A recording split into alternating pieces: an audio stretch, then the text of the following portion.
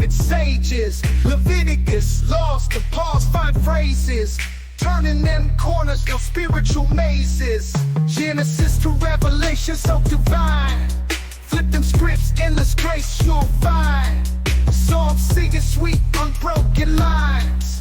Hitting that rhythm, wordplay refined. Anybody in here blessed? Anybody in here blessed? Bible in 1 year, we don't rest. Anybody in here blessed? Wake up early, the dawn's light shimmers. Spiritual breakfast, soul food dinners. Isaiah's vision, Ezekiel's figures. Walk through the fire, no one limbers. Kings and judges, prophets profound. Plowing the word, no mythical ground. Verse after verse, wisdom's bound. Heavenly soundtrack, soul serving sound. Anybody in here blessed? Anybody in here blessed? Bible in 1 year, we don't rest. Anybody in here blessed? No shortcuts, all divine routes. Listen to the whispers, no room for doubt. Parables drop stronger than gold faucets. Souls hydrated from divine prophets. Study the book, change perspectives. Carefully crafted, not too subjective. A year to reflect, learning perfect. Patterns of grace that time can't deflect. Old Testament drops deep and so real. Kings and warriors, covenant seals. Split that Red Sea, divine reveal. Commandments written, not made of steel. Bethlehem birth to cross on the hill. Unfolding the never blessings, pastor with skill. Scripture flip, every verse fulfilled. Through the word, every verse, every chapter, nothing unheard. Everybody in here blessed, I'm blessed. Everybody in here blessed, I'm blessed. Yo, online sermons, holy vibes delivered. Spreading light, got the sinners reconsidered. Psalm to psalm, man's like a holy DJ. Flipping through scripture, repping the Yahweh. Your emotes in the chat, praising the message. Flat cap on point, teaching eternal lessons. Everybody in here blessed, I'm blessed. Everybody in here blessed, I'm blessed. Digital pulpit, preaching like a pro. Followers grow as the faith overflow. Keyboard clicks, holy words they stick. Raining blessings down with a slick rhyme trick. Virtual congregation, united in devotion. 1 year strong, a spiritual promotion. He's a life coach with divine instructions. Streaming holiness, no room for interruption. Flat cap changed the game, new pastoral fame. Virtual shepherd, he's embracing the mainframe. In the comments, affirmatives and amens. With each Goliath tackled, faith extend. Everybody in here blessed, I'm blessed, I'm blessed. Everybody in here blessed, I'm blessed, I'm blessed. Yo, online sermons, holy vibes delivered. Spreading light, got the sinners reconsidered. Psalm to psalm, man's like a holy DJ. Flipping through scripture, repping the Yahweh. Your emotes in the chat, praising the message. Flat cap on point, teaching eternal lessons. Everybody in here blessed, I'm blessed, I'm blessed. Everybody in here blessed, I'm blessed, I'm blessed. Digital pulpit, preaching like a pro. Followers grow as the faith overflow. Keyboard clicks, holy words they stick. Raining blessings down with a slick rhyme trick. Virtual congregation, united in devotion. 1 year strong, a spiritual promotion. He's a life coach with divine instructions. Streaming holiness, no room for interruption. Flat cap changed the game, new pastoral fame. Virtual shepherd, he's embracing the mainframe. In the comments, affirmatives and amens. With each Goliath tackled, faith extend. Everybody in here blessed, I'm blessed, I'm blessed. Everybody in here blessed, I'm blessed, I'm blessed. Everybody in here blessed, I'm blessed, I'm blessed. Everybody in here blessed, I'm blessed, I'm blessed. Digital pulpit, preaching like a pro. Followers grow as the faith overflow. Keyboard clicks, holy words they stick. Raining blessings. Welcome in, everybody. Welcome in. Wow, look at that. Sound's working. And we're good to go. We're good to go. How does that work? How is it possible that you can have the stream go without issues? Well, okay, maybe I spoke too soon, but we'll keep that quiet. We'll keep that quiet. Let me just turn this down. I don't need it as loud. Don't need my mic picking up. Come on. Oh, it's not super loud. There we go. Subdue, hope you're doing well today, my friend. Hope your day is good. Hope the summer is going good for you and the kids. You're enjoying that time. All right. I'm just looking at... this is like one of those things, like you see something and then it's just going to bug you for a while. So I'm going to go look at my board here. It looks like it's out of place.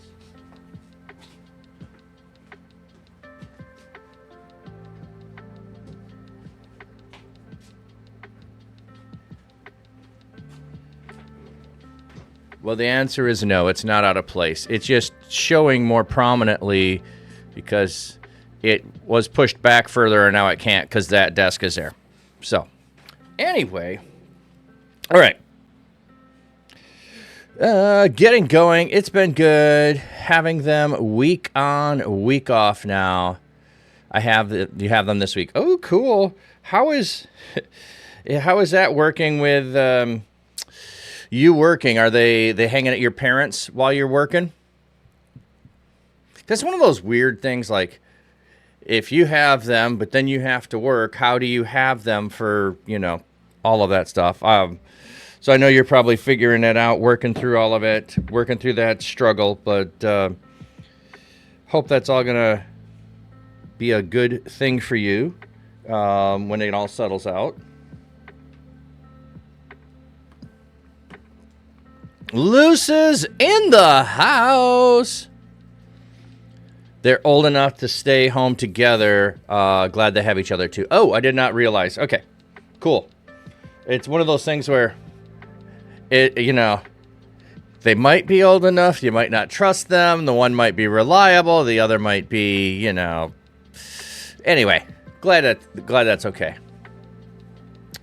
was just looking and going, wow, that doesn't look good. But then the color changed, and so it's okay. It's okay. There's just some shadows on there today. Not a lot of sun out yet. All right. Bum, bum, bum, bum, bum. Guess what we get to do, ladies and gentlemen? Guess what we get to do today? We get to start a new book of the Bible. That's what we're doing today. We're starting a new book of the Bible. And I decided let's do Deuteronomy. It'd be so easy. Webby Pumpkin! My dude, welcome in. How are things going, man? I love seeing you posting all over the place. Every once in a while you're streaming in the morning. And then you pop around and stream other places. But it's good to see you. Hope your summer's going well. We need to do a collab sometime, man. We need to do a collab.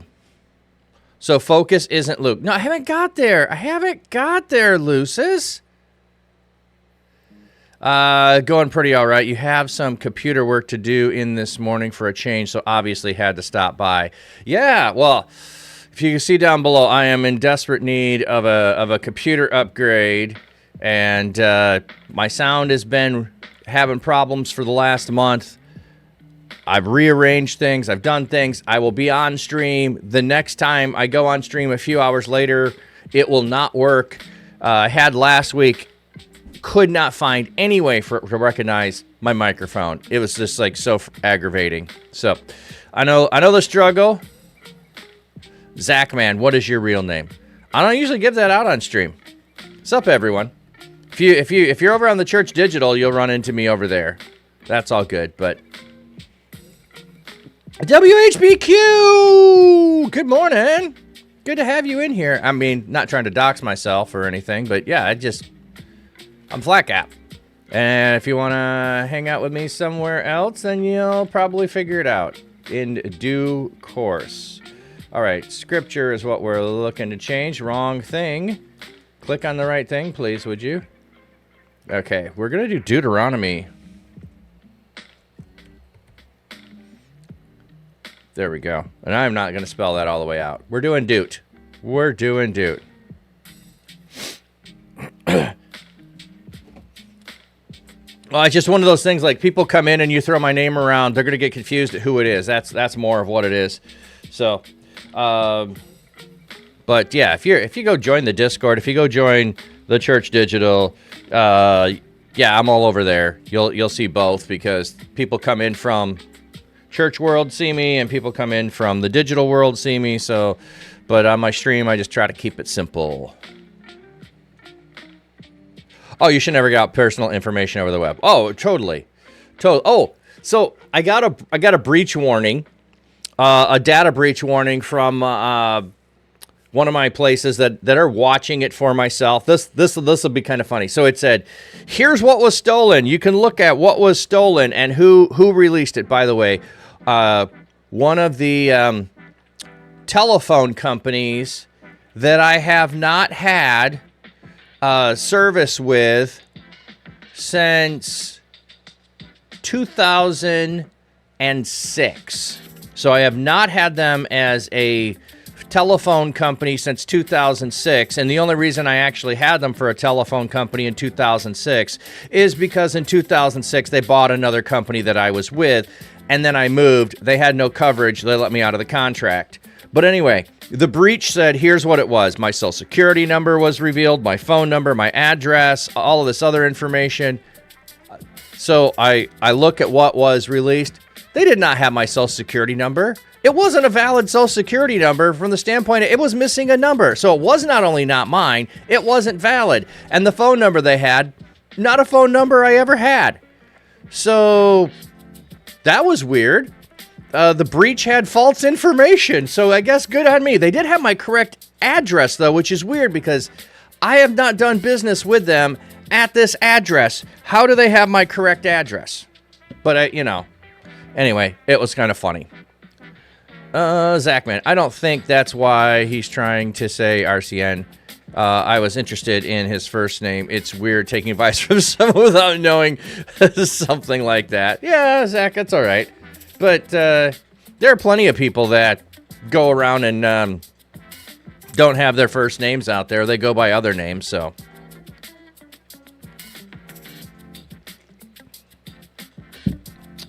And, yeah, I get you. Yeah. Well, you know what I tell everybody? Double check what I say. Don't just take what I say and accept it. Just had my daughter and son-in-law sharing a video, and then they were chatting back and forth because the one didn't believe the person had accurate information on the video, and the other was like, well, I was interested in this. It doesn't matter about that other piece. And they were arguing back and forth about, I'm like, yeah, just double check. Just because one person says it doesn't mean it's right. Just because I say it doesn't mean it's right. If I'm wrong and you find out that I'm wrong, please inform me. I will often say I do believe that 80% of what I believe is 100% correct. The problem is I don't know which is the 80% and which is the 20%. So you got to keep working at it. All right. So, like I said, we're going to go to Deuteronomy today. So we're doing Torah Tuesday. It took us 6 months to go through Genesis. So, like last year, read the Bible in a year. Boy, we were going at a lot faster pace reading through the Bible in a year to get through all 5 books of Torah last year. And the one that usually gets the least amount of time spent in it, to me, seems to be Deuteronomy, because I love Genesis, I love Exodus, I love Leviticus. I spend lots of time in Genesis, Exodus, and Leviticus. So Numbers and Deuteronomy are where I spend the least amount of time, and I thought about doing Numbers, but Deuteronomy has a bigger overview of things, and I thought that would be more fun. So we will get some of the stuff from Exodus in a different light, and it'll work out that way. All right, DJ the Beast and a Soaring Eagle, welcome in. Good to have you here. So, I think that's on the largest. Let's go. Also, by the way, I was thinking about this. So you can give me feedback Often my Wednesdays are the shortest day, and I know it's Wisdom Wednesday, but I usually am only streaming an hour, and I was thinking about doing more in lines with doing some prayer, and just a second, I'm pausing this over here. Doing prayer on one of the days, just taking and doing prayer instead of doing Bible study. Maybe we'll read some Psalms and do some prayer. That was what my thinking was. And my thought was I could do that on Thursday because we've been doing Transformation Thursday, looking at things for spiritual gifts, other things to help transform spiritual disciplines, and thought, oh, that would be a good thing to do. But I wondered if maybe I shift it to Wednesday so we just have an hour and we focus on prayer and maybe a psalm reading, and then shift Job over to Thursday. I don't know. I'm just playing around with that in my mind. So, can use prayer. Thanks for sure. Yes. Yeah, you and your family are on Deuteronomy, DJ. That's cool. Where are you at? Did you just get started? Are you halfway through? I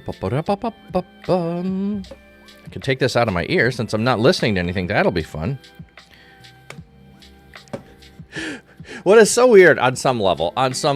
You think Deuteronomy 10? Oh, okay. So, cool. The narration of things you're doing while you're streaming, like, oh, I'm going to take this out of my... Like, you don't do that in regular life. Like, I'm going to get a drink now. That was quite refreshing. Although I put a little bit of too much ice in my tea this morning to cool it off, and then it's just kind of a lukewarmy taste. It's a little bit too much in there. So, anyway, I hope everybody's day is going well. Yeah, you do that, Soaring Eagle? You do the narrating of what's going on? Yeah.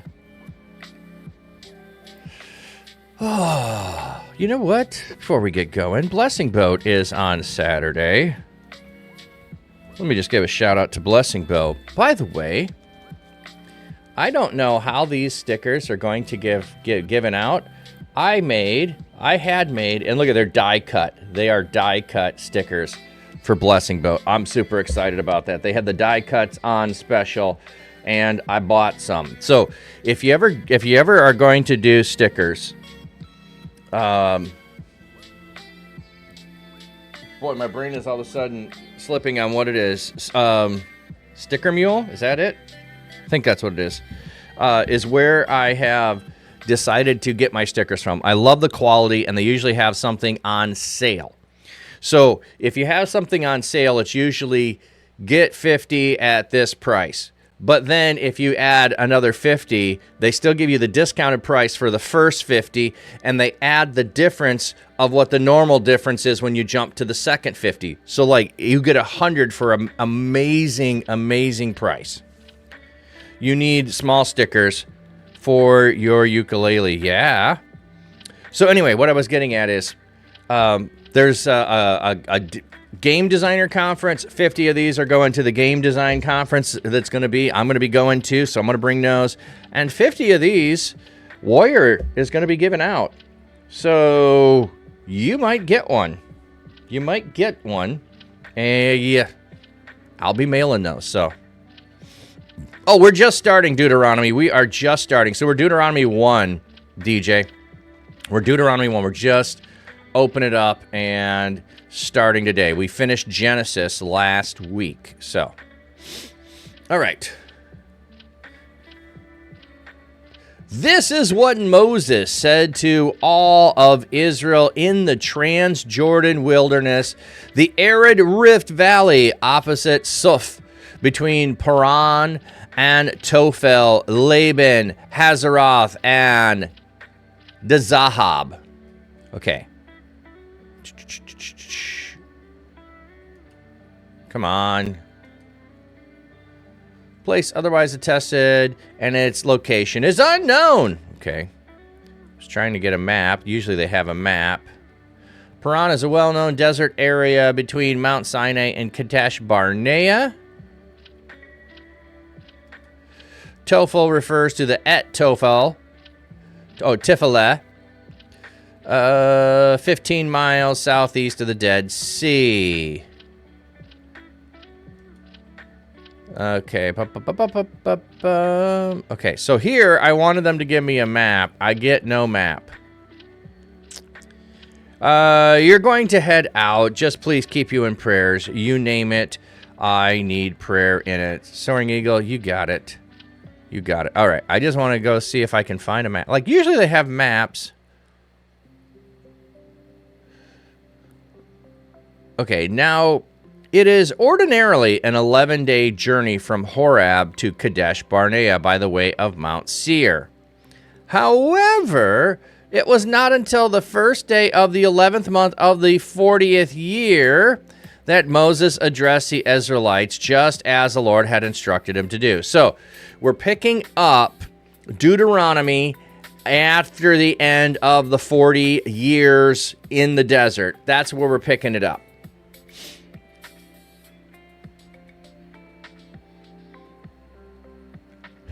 RCN, pretty sure it's healthy for me to eat leftover shawarma and spicy food for breakfast, right? Hey, thanks for the lurk. There is something about eating, in regards to not trying to spike your blood sugar. So it's more of an order of what you eat, but for me, the most part, I usually break a fast with fats. So I usually eat olives. That's usually what I do. First thing I eat is olives. And then also people, I think, talk about eating your vegetables first and eating any carbs after that, it helps with things. So anyway, but what is your foods all mixed together? Eat and enjoy. Eat and enjoy. Be as healthy as you are able to be. Eat in the moderation that is going to take care of your needs, but not be to excess. That's pretty much my guides for eating. Okay. I do like me some spicy food, though. By the way, just since we're talking about it, Sticker Mule does have their own hot sauce. They have mule sauce. So they sent me some free samples with the stickers I ordered. Okay. So we've got the 40th year. And after the 40th year, after they've wandered in the desert, remember, part of the reason of waiting 40 years was so that everyone who did not want to go into the land when the spies went in, who said, no, we can't do it, they were going to wander in the desert until those died. Now, 40 is a symbolic number. It does not mean that 40 has to be literally 40 years, okay? If it was 37 and a half years, it's much more poetic to say it was a 40-year journey, 40 years of wandering. We also can add the time of coming to Mount Sinai, the journey from Mount Sinai all the way up to the land, and then turning around. All of that time can be included in there, but what we're getting is a key to what month they set out in. So they're in the 11th month of the 40th year. That would be 1406 BC, according to the early date of the Exodus. Okay, I am not a big fan of we have to know when the Exodus was, and we have to date it to all of this so that we can figure out who the Pharaoh was. Part of the whole deal of not mentioning the Pharaoh is to be an insult to the Pharaoh. The Pharaoh thinks he's all that. The Pharaoh thinks he's important. God is the one who's important, so Pharaoh doesn't even need to get his name mentioned in the book. The fact a city is mentioned that says Ramses does not mean we need to jump to the conclusion that the Pharaoh was Ramses. And in fact, there's often evidence of cities being renamed for more important people later on, and you would give the name of the city because people would know it. So if 1,000 years later they're recopying the book and like, what was the name of that place? I don't remember that place. Where is it at?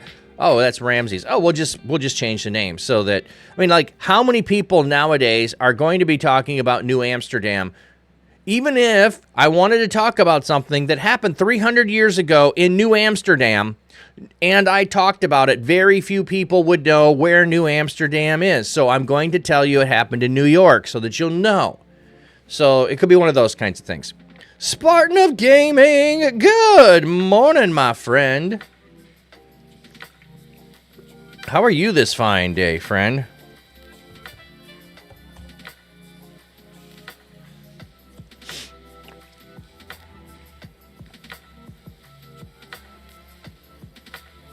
Okay, so not great, but doing okay. Oh, dude, what you got going on? What? Financial struggles, personal struggles, health struggles, relationships with people, streaming life. I mean, there's work. There's so many things. How can we pray for you, man? Been up all night with stomach issues from med side effects. Ooh, not good. One of the things my wife will attest to, because she has stomach issues, is that peppermint is a good soothing thing for nausea. If you're having some of those issues, that peppermint will be soothing. So she usually has peppermints around to be able to take. But hey, let's just go ahead and pause. We had Soaring Eagle in here, that her mom and she need some prayer. Spartan, we will pray for you. So let's just pause and do that. God, we're just lifting up Spartans of Gaming with all the not being able to sleep, of side effects with medication, of stomach issues. God, you can take away all of those symptoms. You can bring relief, and we know that you can. And so we are praying for that. We are asking you for that, to pour out your comfort and peace upon Spartans, and just be with him. Be with whatever all the needs for the medication are. Bring healing and restoration there. We pray also and give praise for Soaring Eagle's mom, who wasn't able to move her arm, and now over the weekend that has progressed and she's got movement. We just pray for continued healing and restoration there. We pray for Soaring Eagle and all that she has going on. We thank you for her being in our community and other communities where we hang out. She is a blessing and an encouragement to us all. So we just pray for blessing upon her day and all that is on her mind. Guard her heart and mind and spirit. Just be with her and her mom and anyone else who is in need. God, we just pray this and thank you for it in Jesus' name. Amen. All right. I'm looking, and ads say they're coming in like 3 minutes. I'm like, how did we get to ads already? And we've done nothing. I feel like I'm failing the stream today and not getting into the Bible, but we will do what we're supposed to do, and we'll get to what we need to read for today. So let's get into it a little more. So we're 40 years. Oh, that's what I wanted to look at. Oh, the 40 was just telling me when they're making their estimation on when these answers are. That part I don't care about. I want to take the story from what the story's telling me. I don't need to put a date on it. Now, I am curious about all that, and I do like to do that, but I don't like to do that while I'm simultaneously reading. I put that piece aside while I'm reading what's going on. Why?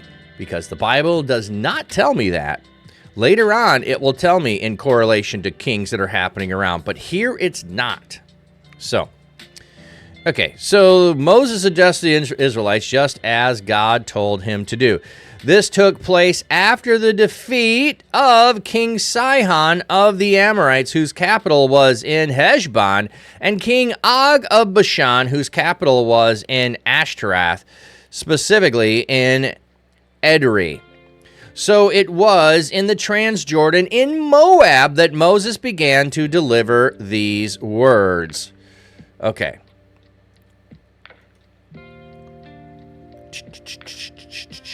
Are they gonna have any maps at all? Okay, well, their capitals don't matter. So we've got a couple of individuals. So here's another thing we could try to date when this is. Do we know when Og of Bashan or King Sihon, let's look there, when King Sihon was defeated? Like, this would be a more accurate way to figure out dating the Exodus. Can we figure out when King Sihon lived? Do we have a reference to King Sihon? Who is King Sihon in ancient times, and what does he go by? He would be of the Amorites, whose kingdom was in Heshbon, and we have Og of Bashan, whose capital was in Ashtoreth. Let me just look. Can we find King Og?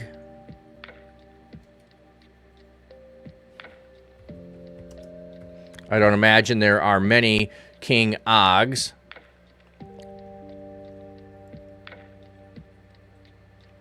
Yeah, he's known for being the last of the Rephaim, a race of giants, one of the last, and defeated by Moses, the Israelites. I'm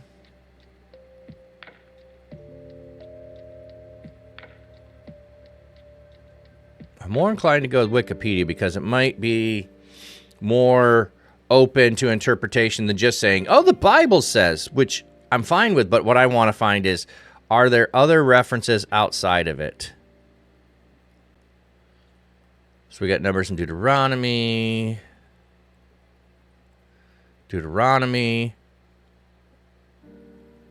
Yeah. Oh, I did hear in reference to the bed. So if we get the reference to the bed, there is a bed reference and stuff that's used outside of it, which measurements actually match the biblical ones for Og's bed. But anyway, we got ads coming in. Let's check out the fishies and see what's going on in their world today. Flat cap pastor ox's tweet, streaming life by the reeds. Fish pond calm and glassy clear, view it all right from here. Dapper man with Saxon hand, plays tunes by his quiet land. Acoustic guitar in the breeze serenades the fish with ease. Watch the fish, they swim along to the rhythm of his song. Flat cap pastor shows the way, stream it live come what may.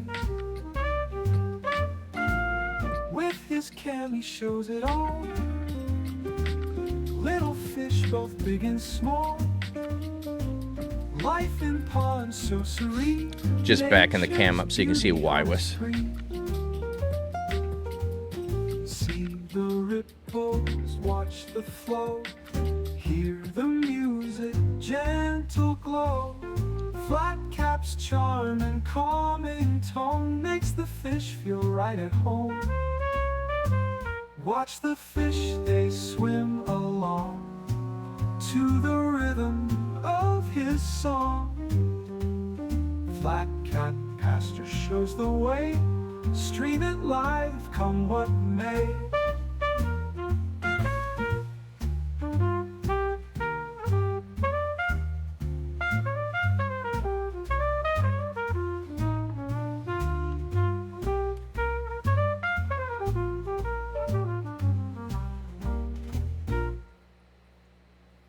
Refuse cam, he shows it all. Little fish, both big and small. Life in ponds so serene, nature's beauty on a screen. See the ripples, watch the flow, hear the music, gentle glow. Flat cap's charm and calming tone makes the fish feel right at home. Watch the fish, they swim along to the rhythm of his song. Flat cap pastor shows the way, stream it live.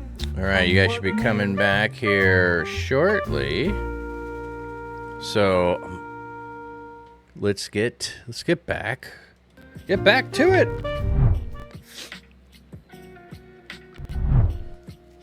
All right. So anyway, what I was saying, if you didn't catch it, if you had to go to ads, there is a biblical reference to some like godlike figures in Mesopotamian culture, and they describe the bed of them. So The bed does not mean that Og is a certain height. It could be that the reference to the bed is making an allusion to being like the Mesopotamian characters. So, anyway, I don't remember exactly where in Mesopotamia. So, all right. Get back to the Bible. So, he's, you know what? Let's do this. Moses, Moab, map. What do we get?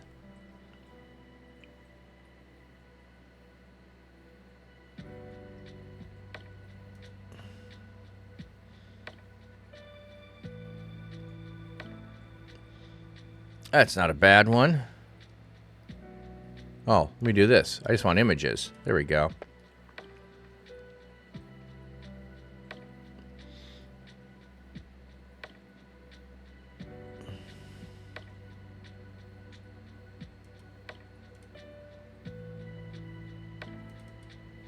This might be a good possibility.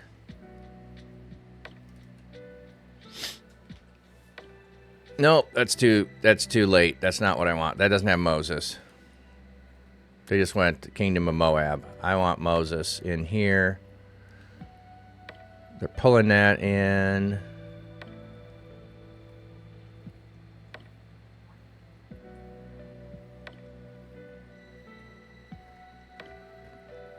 Let me put Og in there.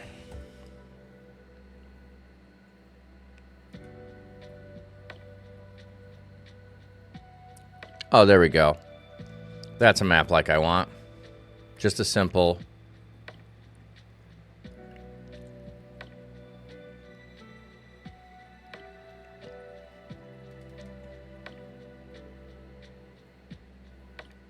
Okay, so you have Ammon up here, you have Moab here, and you have Edom. So that Edom is another name for Seir. So you went through Seir. So you may know the possibility of Mount Sinai being down here, but as far as timeline goes and other stuff, it makes it very difficult. Mount Sinai may be up here because you measure it out. I'm not going to go through that today, but I just wanted to go. So Seir or Edom, Moab, Ammon. So it's all those places on the east side of the Jordan. That's what I wanted to look at.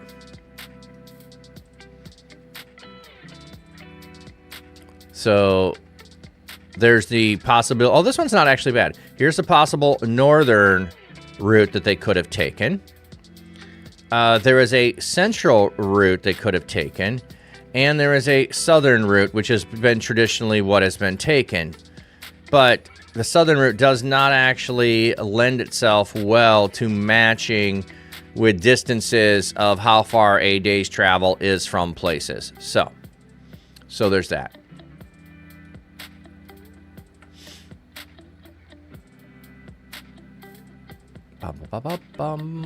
Okay. The Lord our God spoke to us at Horeb. Horeb is another name for Mount Sinai. And said, "You have stayed in the area of this mountain long enough. Head out and resume your journey. Enter the Amorite hill country and all its neighboring areas, including the Rift Valley, the hill country, the foothills, the Negev, and the coastal plains, all of Canaan and Lebanon, as far as the great river that is the Euphrates." Okay, so do not think Euphrates to the east. Think Euphrates to the north. When you hear Euphrates, don't think all the way over into Iraq. Think north into Assyria, because the river starts there and goes all the way to the, so, it's kind of like if I say the Mississippi River, do you automatically think of New Orleans? But what if I'm talking about not the mouth of the river, but the headwaters of the river? Well, you got to go further north and west. So it's that same kind of a thing. Look, I have already given the land to you. Go occupy the territory that I, the Lord, promised to give to your ancestors, Abraham, Isaac, and Jacob, and to their descendants. I also said to you at that time, I am no longer able to sustain you by myself. The Lord your God has increased your population to the point that you are now as numerous as the very stars of the sky. I am no longer able to sustain you by myself. Oh, okay. I'm wondering here if it's a switching of position, of viewpoint, that the Lord promised you this. I, Moses, am no longer able to sustain you. I think that's what it is. Indeed, may the Lord, the God of your ancestors, make you 1,000 times more numerous than you are now, blessing you just as he said he would. But how can I alone bear up under the burden of your hardship and strife? Select wise and practical men, those known among the tribes, who I may appoint as your leaders. So, Moses, what do we have here for practical skill, referring to skill or intelligence? You replied to me that what I had said to you was good, so I chose as your tribal leaders wise and well-known men, placing them over you as administrators of groups of thousands, hundreds, fifties, and tens, and also as other tribal officials. So these might not be, they might be over a specific area. Like Bob's really good with, problems with sheep and all of that. So you got a problem with sheep, you go to Bob. Bob will fix you up on the sheep problem. Something like that. So you might have an expert in an area that's not resolving conflicts, but that is aiding the community. I'm not saying that's what it was, but I'm just saying is other tribal officials, so they might be in charge of other things. But think about this. Groups of 1,000, hundreds, fifties, and tens. Why do we need such a small, like over 10? You're just over 10. Because when the person that's over 1,000 needs to know more details about a couple of people that they're resolving a conflict with, you, the person over 10, are going to have a more intimate relationship with them and knowledge. Now, the other thing, too, these 10 may be married. So that 10 quickly becomes 20. And if you have children, that 20 quickly becomes 40. So I do not know, it doesn't say here, but I'm making the assumption that these groupings are just going to be males. They're just going to be males. And tens might actually end up being 12, 13, 14. Tens, 50 might actually end up being 60. Hundreds might be 200. So it's not like the Romans are dividing things in a precision-based thing, military. It's going to be groups that you're going to divide. So you might divide by clans, would be one of those things. So anyway, I find that whole fascinating, like thousands, hundreds, tens. If you're following the why 50's in there? Because there needs to be a different grouping in there. And hundreds can be more than hundreds. So I think that's part of what it is. Yeah. Hey, Babbo, I heard you can help me with this. Yeah.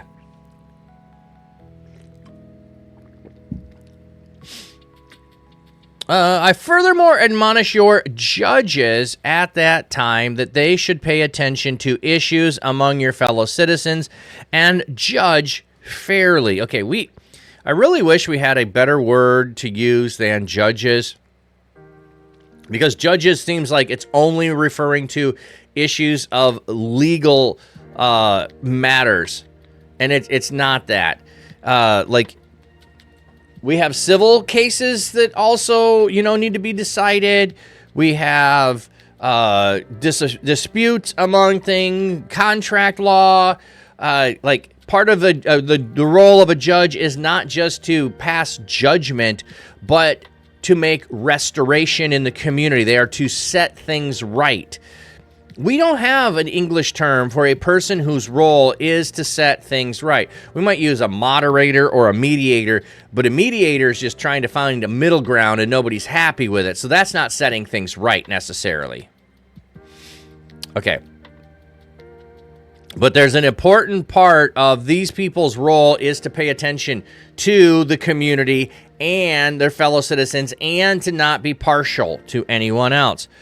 So judge fairly whether between one person and a native Israelite or a resident foreigner. So what? Yeah. Anybody that came out of Egypt that wants to live with us, they have the same rights to have things judged fairly between them and the Israelites.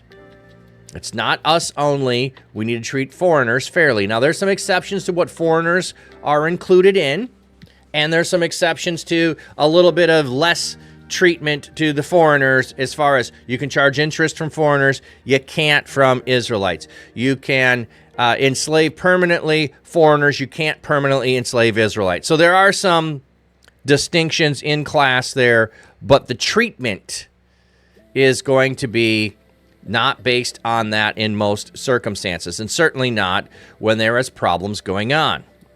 They must not discriminate in judgment, but hear the lowly and the great alike. Nor should they be intimidated by human beings, for judgment belongs to God. So, I'm afraid to rule against this person because he might retaliate. Well, you rule fairly, and God will take care of you. That's the idea here. Don't show partiality. Well, if I rule against grandma, I'm just going to go that direction. If I rule against grandma, it is really going to be strange at Passover next year. I'm not ruling against grandma. Oh, yeah, if grandma's in the wrong, you rule against grandma. That's it. Don't show partiality. If the matter being adjudicated is too difficult for them, they should bring it before me for a hearing. So, you're judging over this. You can't figure it out. You go to Moses. Now, what I do not know is if there's a built-in, if I have a case with a 10, I can go to the person with 50 or the person with 100 and have them help me. I don't know if that's a true thing or not. It doesn't lay that out. So I instructed you at that time regarding everything you should do. Then we left Horeb and passed through all that immense forbidding wilderness that you saw on the way to the Amorite hill country, as the Lord our God had commanded us to do. Finally arriving at Kadesh Barnea. Yeah. Oh no, not Grandma! Well, you know, that's what I said. Like, you would feel like you should be partial towards her. That's why I wanted to pick on Grandma. At least most people would be that way. I in my experience, IRL, would not be inclined to side with my grandma. I would be inclined to say my grandma is probably in the wrong if someone's bringing a case against her. But that's not most people.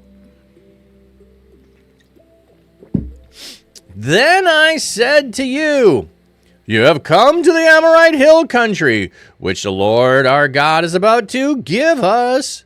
Look, he has placed the land in front of you. Go up, take possession of it, just as the Lord, the God of our ancestors, said to do. Do not be afraid or discouraged. So all of you approached me and said, let's send some men ahead of us to scout out the land and bring us back word as to how we should attack it and what the cities are like. Okay, so doesn't it sound like good advice? Let's go see how we should attack it. Wait, God said I gave it to you. So we're going back to everything after Mount Sinai. We're camped out at Mount Sinai, Mount Horeb, and we march up here because God said the land is yours. The land is yours. You can go in. So this is the first time. Not when he's recounting the last 40 years. That's what Moses is doing. He's recounting the last 40 years. I thought this was a good idea. So I sent 12 men from among you, one from each tribe. I thought this was a good idea. What is that really in the Hebrew? The thing was good in my eyes. Oh, okay, yeah. Before me, what you set before me was yes, this makes sense. Let's find out how to attack the cities and what the cities are like.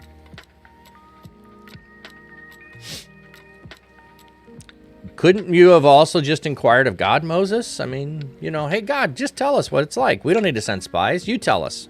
How should we attack? You tell us. They left and went up to the hill country, coming to the Eshcol Valley, which they scouted out. Then they took some of the produce of the land and they carried it back to us. They also brought a report to us saying, the land that the Lord our God is about to give to us is good. You were not willing to go up, however, but instead rebelled against the Lord your God. You complained among yourselves privately and said, because the Lord hates us, he brought us up from Egypt to deliver us to the Amorites so they can destroy us. What is going to happen to us? Our brothers have drained away our courage by describing the people as more numerous and taller than we are, and the great cities whose defenses appear to be so high as to heaven itself. Moreover, they said they saw Anakites there. So I responded to you, do not be terrified of them. The Lord your God is about to go ahead of you. He will fight for you, just as you saw him do in Egypt and in the wilderness, where you saw him carrying you along like a man carries his son. This he did everywhere you went until you came to this very place. Gaming with Yeshua. Thanks for the follow. That's a fun name, by the way. Welcome in.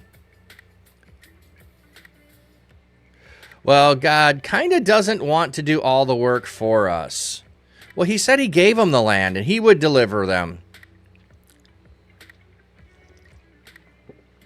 Welcome in. Glad to have you here. We're in Deuteronomy. Just starting a new book today. Okay. Anakites.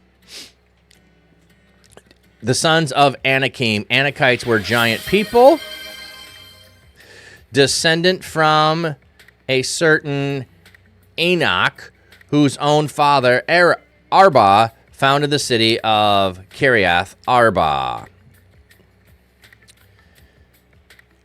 Isaiah 41, do not fear, for I am with you. Do not be anxious, look about you, for I am your God. I will make you mighty. Surely I will help you. Surely I will uphold you with my righteous right hand. Hey, thank you for the redeem on the favorite Bible verse. What about this makes it your favorite? Share that with us, if you will. So, totally fits the context of going into the land, of them being fear. Do not fear, I am with you. Do not be anxious. Look about you, I am your God. That's what Moses is saying here in Deuteronomy as well. It's a nice verse. He will fight for you. Okay. So God's been doing this all along. Why are you scared now? However, through all this, you did not have confidence in the Lord your God, who would go before you on the way to find places for you to camp, appearing in a fire at night and in a cloud by day to show you the way you ought to go. So you had God with you. You had his presence, and you couldn't even trust him until we got here. Now you don't trust him to go ahead. Okay, big shock, big shock. Gaming. Well, you're actually weak and timid most of the time, and you're just focusing on that because you're moving on big faith dreams. Oh, that sounds good. Yeah, having that verse to reassure you when the evidence before you does not match what you are thinking about or encountering or doing.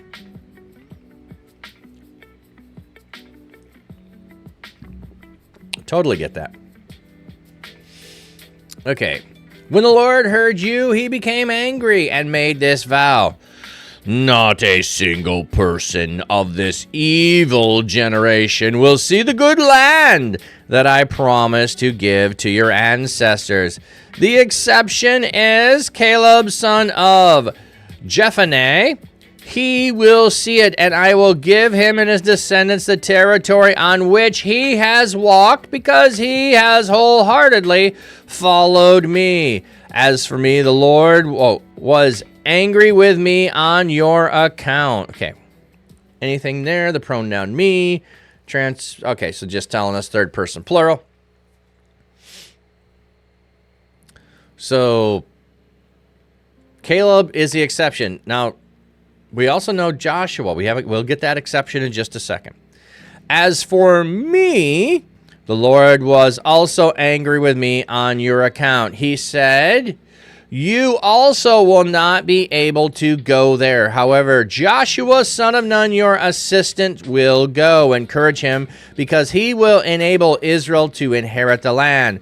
Also, your infants, who you thought would die on the way, and your children, who as yet do not know good from bad, will go there. I will give them the land, and they will possess it. Okay, let's just back up a second. Look at how Moses just throws out this line. As for me, the Lord was angry with me on account of you. Okay, there's a level at which this sounds a little bit like, hey, Moses, why are you blaming them for when you did not do what you were supposed to do? But think about this. Moses is the one who's constantly defending the people before God. And the people are constantly coming against Moses, coming against Moses, coming against Moses. And Moses buries his sister, and he's mourning his sister, and now they're like, hey, we ready to go. And he does not. In fact, when we've looked at that before, in Numbers, I think, gives us the good story of it. Maybe it's Exodus. There is the grabbing the staff, and I think it's the budding staff, the staff of rebellion, that he grabs, not his staff. There is a ambiguity there of what staff does he grab. I think he grabs the staff that symbolizes rebellion, and he strikes the rock with it, there being his own rebellion, and it's the constant rebellion of the people that causes I think he's justified in his putting the blame at them, but he just says, on account of you, just very simply, I'm not going in, and it's your fault. I would have went in 40 years ago if you guys weren't numbskulls, chicken-hearted, not trusting God people. We'd be there. I'd have been in my retirement, and I'd have been chilling in the land, eating all the milk and honey, and you kept me out of it. So there's a little bit of that. Gaiman, he gave up his life the way I saw it when Jesus said, just let me make you a great nation and destroy the stubborn people. I saw prophecy in that. Oh, yeah, I know what you're saying. Yeah, there is a staff signifies rebellion. So there's a couple of rebellions that happen, and I can't remember if we have to read it through Exodus or Numbers. And when those rebellions are happening, there is the staff, Aaron's staff buds.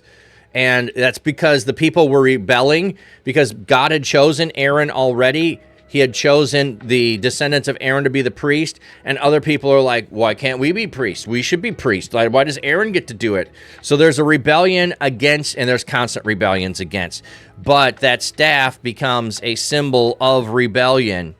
And so when you read the other story of this, Aaron goes to get a staff. That staff is to be there in front of the ark, or in the ark, depending on how you read it. It's supposed to be there. The staff that budded is always supposed to be there as that symbol against rebellion. And when he goes to get the staff, or he's told to get the staff, or Moses gets the staff, it's ambiguous as to whose staff. And I think that's intentional. I'm not the only one. I've heard this from other people.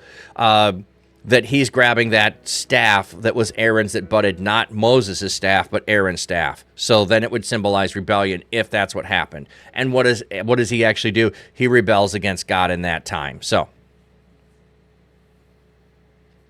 yeah, Israel gave you a headache reading it for the Torah for the first time. Yeah, I would say it gave me heartache is what it gave me.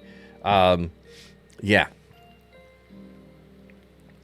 And I love digging in all these places like that and seeing where they go and seeing what they might lead to and seeing the symbolism that might be hidden there that we may never see or know because we just are not Jewish in culture and we are Western in mindset instead of Eastern or Middle Eastern in our mindset. Okay, let's keep going. Maybe we can actually finish a chapter today. So we have Joshua, son of Nun, who is going to get to go. Also, infants you didn't think were going to make it, they're going to get to go. But as for you, turn back and head to the wilderness by the way of the Red Sea. Reed Sea is a better translation for the Hebrew Suf, traditionally rendered red.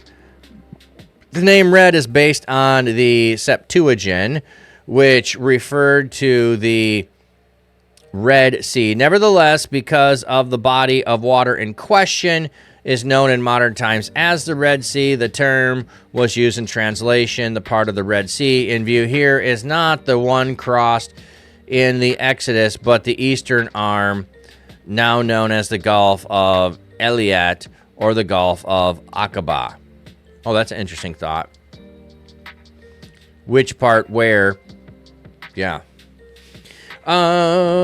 It's true. You met an Orthodox Jew, but they did not give out their secrets because they see us now as headaches, as missionaries. Karma, I suppose, LOL. Yeah, gaming that. It depends. You can build relationships with them. Just meeting a person is going to be different than them sharing stuff with you.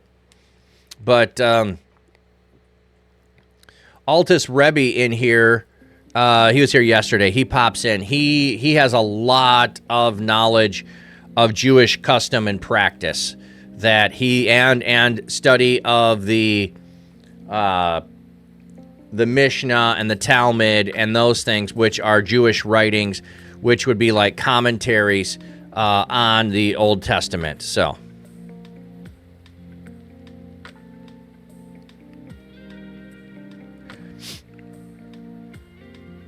Oh, you do. He's a good guy, but he knows if you put weaponry in my hands, you're going to find a way to flip it.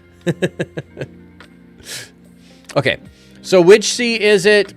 I'm not clear, and I'm not concerned. The point isn't geography lesson here. The point is obedience to following God or disobedience to following God. That's the point as we read the story. When you responded to me and admitted, we have sinned against the Lord, we will now go up and fight as the Lord our God has told us to do. So you each put on your battle gear and prepared to go to the hill country. But the Lord said to me, tell them this, do not go up to fight, because I will not be with you, and you will be defeated by your enemies. I spoke to you, but you did not listen. Instead, you rebelled against the Lord and recklessly went up to the hill country. Isn't that just like them? I mean, you know, we're not going to do it. Oh, wait, we're going to do that set. Okay, we're going to do it. Don't do it. But we have to because we don't want to do the other thing. The Amorite. Oh. We should have ads coming in. We'll just let that go. We'll pause there. Dun, dun, dun, dun, dun. And I think I'm going to give you the Reach conference this time. We'll give you the promo. Attention streamers, content creators, gamers, and cosplayers. Last year, ReachConf was an absolute blast. An in-real-life celebration where creators connected, impactful speakers inspired, gaming tourneys, on-stage shenanigans, and fantastic music kept the energy high. It was more than an event. It was a community coming together. Get ready for ReachConf 2025, happening November 6 to 8. All the best parts of gaming and creative culture will be there, live and in person. Last year, we hit capacity, and even with increased numbers this year, tickets are sure to sell fast. Don't miss your chance to be part of the ultimate IRL experience. Grab your tickets now and join the movement. With his cam he shows it all. Little fish both big and small. Life in ponds so serene. Nature's beauty on a screen. See the ripples, watch the flow. Hear the music, gentle glow. Flat cap's charm and calming tone makes the fish feel right at home. Watch the fish, they swim along to the rhythm of his song. Flat cat pasture shows the way. Stream it live, come what may.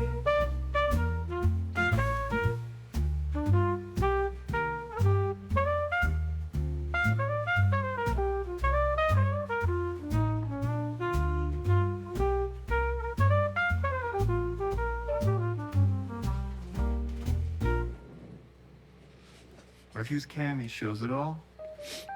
Little fish, both big and small. Bum, bum, bum, bum. Music back. By the way, right there is the code. If you want to go to Reach Conference, use code FLATCAP and get $5 off of the ticket. I will be there. Oh, Gaiman got a spot of tea. So anyway, I will be there. $5 off. If you want to join us, a lot of those people you saw in the video, they're going to be there. If you join the Reach Discord, there's a bunch of us who are going to be there. So, I went with Earl Grey today. Spot of tea. Spot of tea. All Earl Grey all day, baby. Earl Grey all day. Got to do the proper hold your pinky out. There we go. Thank you, thank you, thank you. Yeah, by the way, like, I am stickered all up with lots of amazing people that I've met at Reach Conference, at Nerd Culture Ministry Summit, that I know online. Super fun. Oh, yeah. And another mug, too, because why have one when you can have four?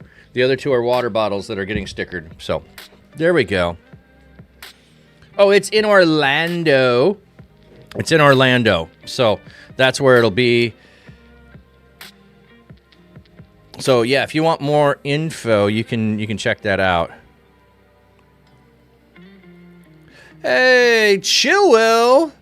Maxwell House medium roast for me. Good morning, sir. Thank you. Welcome in. Good morning to you, too. It's good to see you popping in again, Chill. I hope things are getting all settled and better. I know there was a lot of stress with the move and all that stuff, so I hope you're settling in and doing well. Also, Reach Conference, there's a cosplay. There's people who are planning cosplay. I don't know if we're going to have a competition or there's going to be a specific day for that, but cosplay is going to be a part of it. So, if you go back and look, there's some VODs of me working on, there are some who called me Tim outfit. And I got another outfit yesterday that I will probably bring to Reach Conference, but I got this one specifically going to Renaissance Festival, which will be in September. So if you're in Michigan and you want to go to the Michigan Renaissance Festival, it's the weekend that is kilts. There's two weekends that are kilt. One is Celtic and the other is the Highland Games. It will be the Celtic kilts, kilt weekend. And so that's when I will be going with my family. I think it is 13th and 14th of September. So if you are there and you want to hang out, DM me and we will meet up. So you got a job at its third shift, so it's adjustment to that. Yes, and Damara, welcome in. Anyway, so there will be pics of that. I did post a pic. Did I do it in that Discord? Let me just look a minute.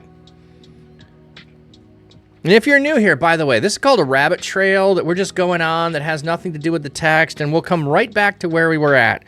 So we're just chasing a rabbit trail down here. Let me see. Did I put it in mine? Hear ye, hear ye. Welcome in general chat. You know I did not. Just for fun, that's where it's going to go. So this is not me modeling it. It is me sending a pic. So I'm going to put cosplay.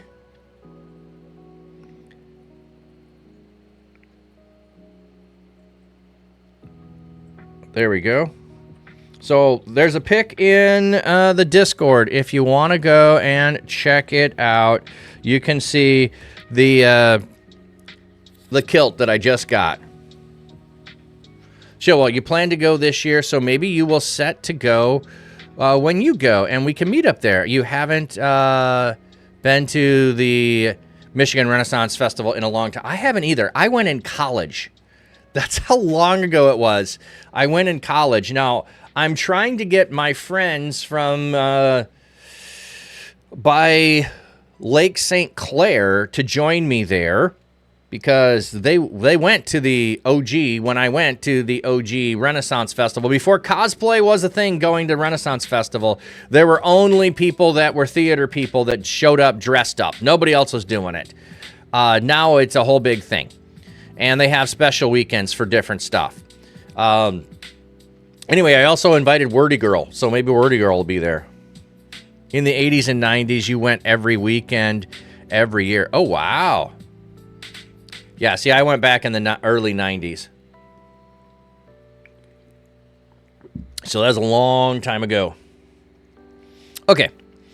So where we were at was the people who send spies into land. It seemed like a good idea, but the report was a don't go. The report was supposed to be, here's what's in the land, and now we can strategize how to go in. So they say, nah, we can't do it. And I say, okay, then we're going to go. God's turned us away. We're not going into the land. We're going to go back. No, we'll go in. We're not going back. We'll go in. No, don't go in. You're not supposed to go in. And now we're going to go in. We're going to do it. It's going to be okay. We're going to be just fine. You wanted full chainmail armor? Ooh, that sounds fun. Yeah, well, I'll be going in a kilt. So, there we have it. The Amorite inhabitants of the area confronted you and chased you off like a swarm of bees, striking you down from Seir as far as Hormah. Hormah is probably Keribet et Massa. Okay, but I want to know. Oh, yes. Is derived. Okay, its name is derived from the verb to ban, to exterminate. So, yeah. See, I love this. So, they chased you as far as ban, or they chased you as far as exterminate. Like, go look up. We're going to go actually look it up. I want to see what else it has in here. So, Deuteronomy. You know how I remember the vowel order here is because it's not a duet. It's not a duet. It's doot. I know that's probably weird, but that's how I have to do it in order to remember spelling. So 44.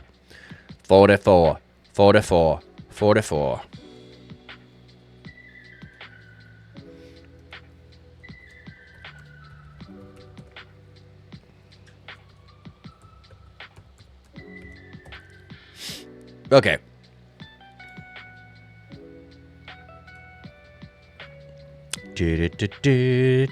Hormah! What do we have with the Hormah?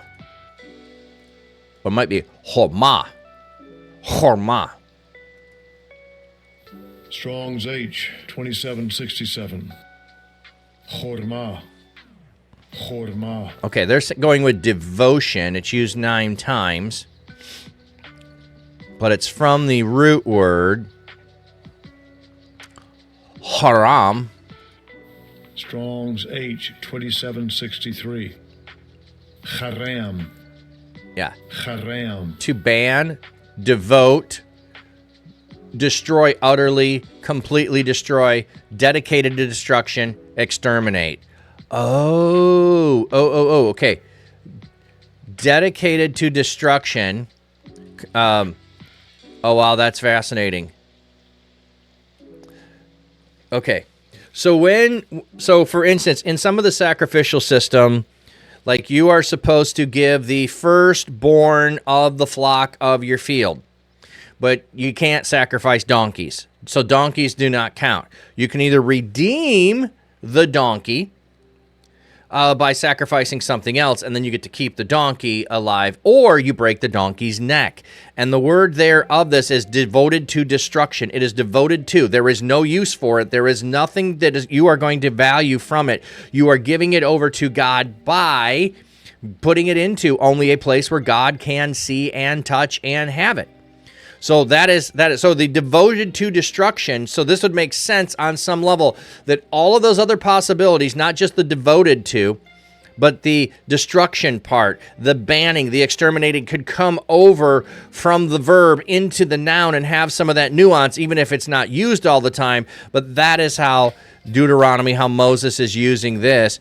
That as far as you were banned or exterminated or devoted to destruction. So they chased you as far as devoted to destruction. I like that thought. I like that thought. Then you came back and wept before God, but he paid no attention to you whatsoever. Therefore you remained at Kadesh for a long time. Indeed, for the full time. Did not hear the voice. Oh, sorry.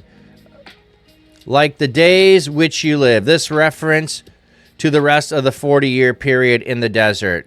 Okay. So you remained in Kadesh in the desert. Okay, that makes sense. All right, we made it through a chapter, ladies and gentlemen. We made it through a chapter. What shall we do in the next hour?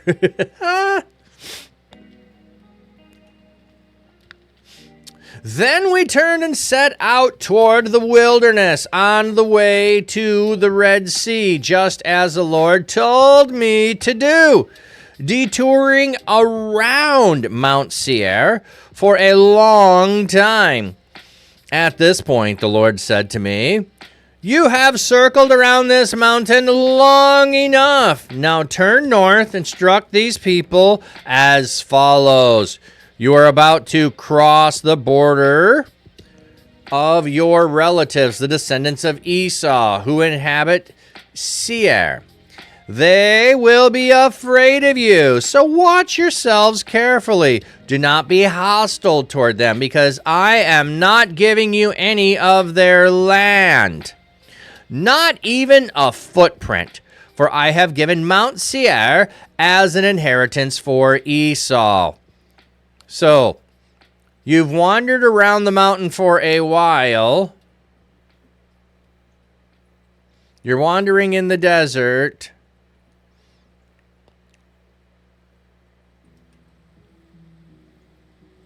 Yeah, it's synonymous with... So, if you want to go in this direction of the one piece standing for the whole, if I say we're going to go up and attack Moscow, you would understand that means we're going to go against Russia. That would be how. If you were to go against Washington, D.C., then it would be against the United States. We're going to go against London. You get the idea. We're going to go against Paris. So you name the thing that they're... Now, those would be capital cities the way we would do it. They would do the place of worship, the significant mountain or city. So Jerusalem or Mount Zion. There you go. So you have the significant place where their God, their power, is going to be. So you've wandered around by Mount Seir, by the power of your neighbors, and you haven't gone in, and now we're going to go there. Okay. You may purchase food to eat and water to drink from them. All along the way, I, the Lord your God, have blessed your every effort. I have been attentive to your travels through the great wilderness. These 40 years I have been with you. You have lacked nothing.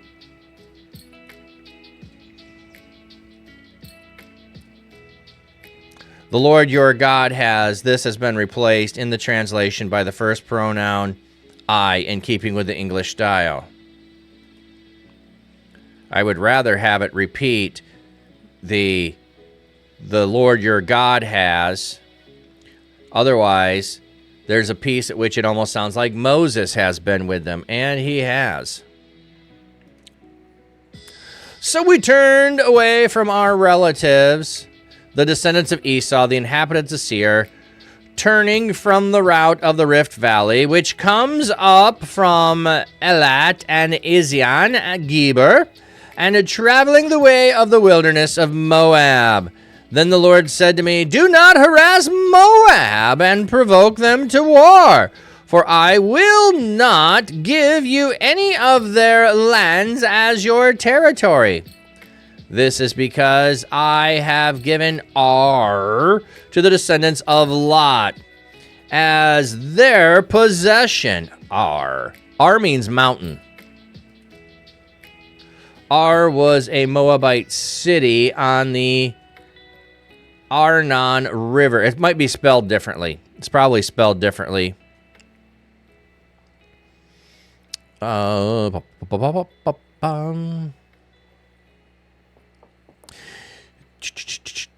The Emites used to live there, a people of powerful, numerous, as tall as the Anakites. These people, as well as the Anakites, are also considered Rephaites. The Moabites call them Emites. Emites, though these giant people like the Anakites were also known as Rephaites. They appear elsewhere in the narrative in the invasion of the kings of the east, where they are said to have lived around. Okay, so Emites.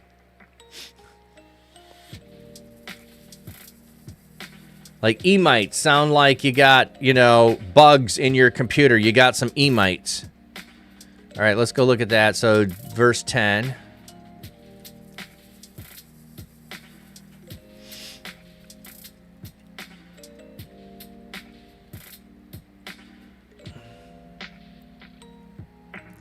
It's Emim. Emim Nem. Emim Nem. No. I wonder if you could play with that and figure out how to make Eminem into a Hebrew word. Strong's A meme? 368. A meme. A meme. Terrors. Ooh, that's interesting. So, remember that they were afraid of the giants, and now they're getting a reference to other giants. Wonder if that's hey, leave them alone. There's giants in their land. Don't go into that land. But also notice that the common theme between these is these are people that are ancestors and relatives. So they are relatives of Esau, Jacob's brother. They are relatives of Abraham, Abraham's nephew Lot. Their descendants. You're not going there. You're not going to have it. I'm not giving you them. Okay. Previously, the Horites lived in Seir, but the descendants of Esau dispossessed and destroyed them and settled in their place, just as Israel did to the land it came to possess. The land the Lord God gave them. Oh, this is interesting. So,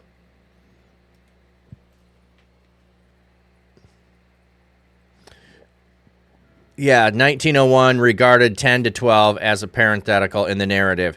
And yeah, this does make sense on some level that, hey, I'm breaking aside from the telling the story to tell you things that were previously in the land. But I would almost only say that this last part is parenthetical, just as Israel did. That would be the only part I would say is parenthetical. The other is, hey, don't go to your relatives. You know who your relatives defeated? Yeah. So just like your relatives defeated other people, you're going to go and do that. And later it was added, perhaps, of just like you had, just like the people had, now that we're recounting the story. Now get up and cross Wadi Zered. So we did so. Now, the length of the time it took for us to go from Kadesh Barnea to crossing the Wadi Zered was 38 years. Time for all the military men of that generation to die, just as the Lord had vowed to them. Indeed, it was the very hand of the Lord that eliminated them from within the camp until they were all gone. So notice here, so we're getting it was 40 years wandering in the desert, but if we want to go from where the rebellion and not going into the land until we return to cross into the land, that's just 38 years. So there's a total of a year spent at Mount Sinai before venturing north, and then they get north. So that whole time of Exodus up to the land to search it out is 2 years. So then we have 38 is what's left. Okay.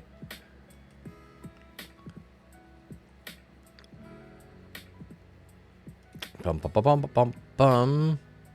So it was that after all the military men had been eliminated from the community. Okay, so this is interesting.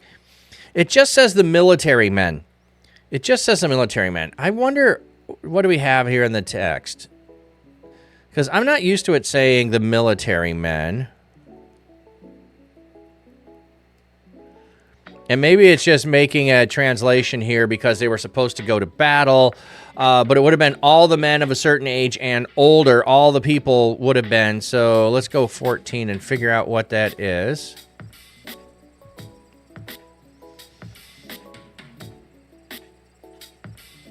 All the generation of the men of war. Oh, okay. So it does say men of war.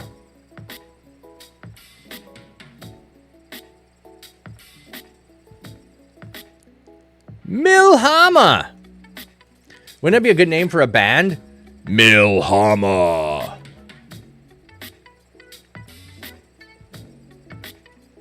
Strong's H 4421. Milchama. Milhama. Milchama. So war, battle, fight, warriors, fighting with war. Yeah. Ooh. So there is Bushido of Christ. There's Warrior of Light. We could have Milhama of Light or of Christ. That would be fun. Or, well, yeah. Anyway, you could have fun with that. That'd be a good streamer name if you need one. Milhama.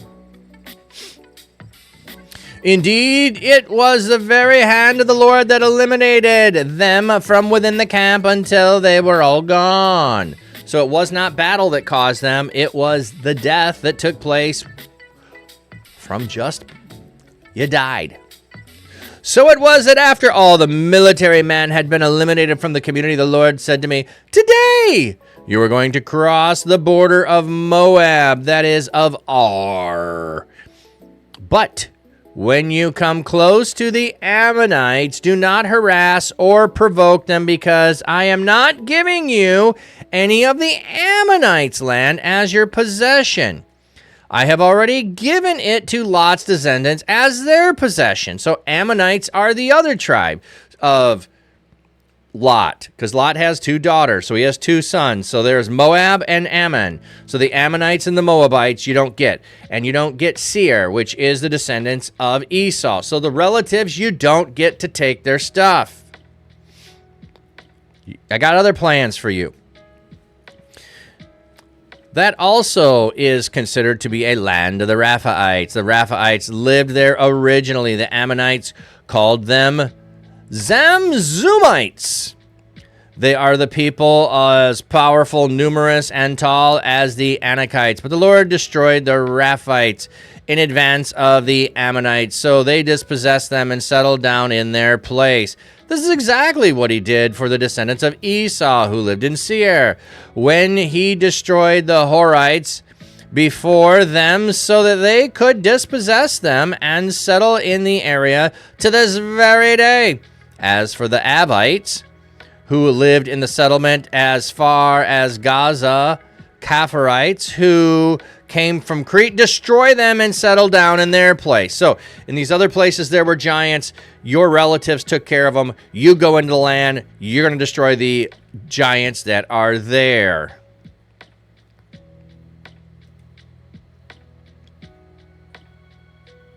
Yeah, Anakite, Rephaite. So this is interesting. We were having a conversation related to this yesterday, or no, not yesterday. I was having a conversation related to this over the weekend, blowing somebody's mind talking about all this stuff. Get up!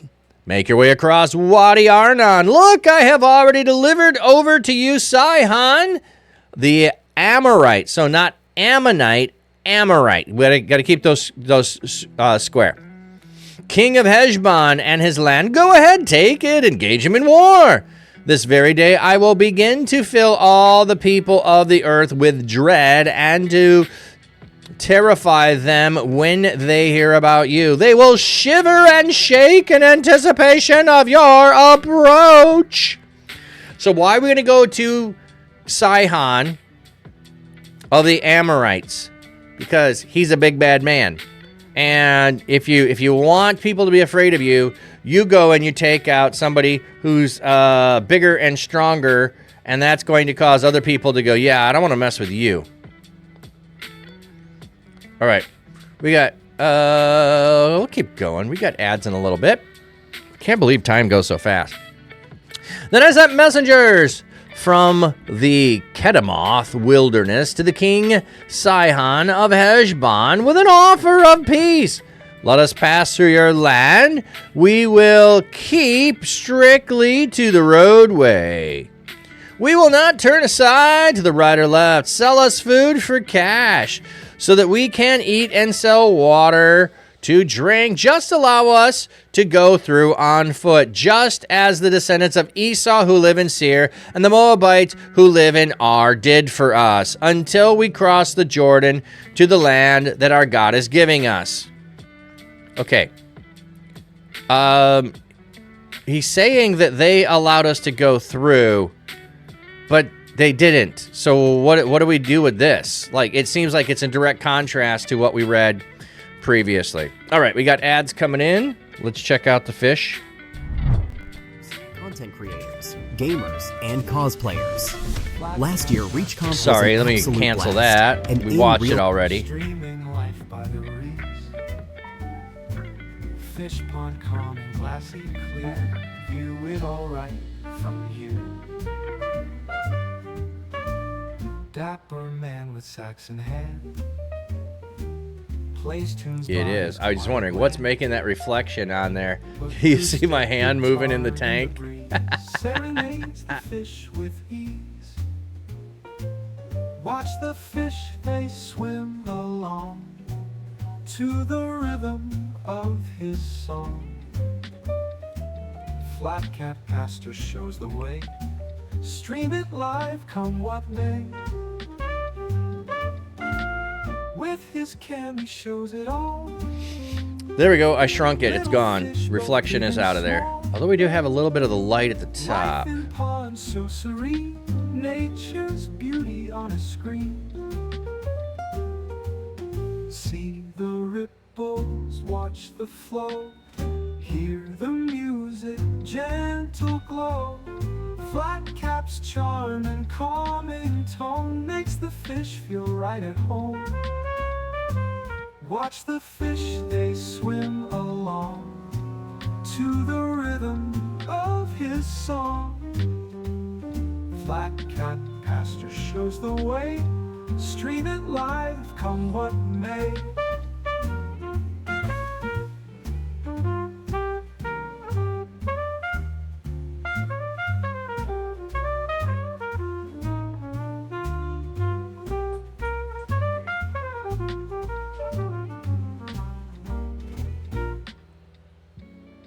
Refuse cam, he shows it all.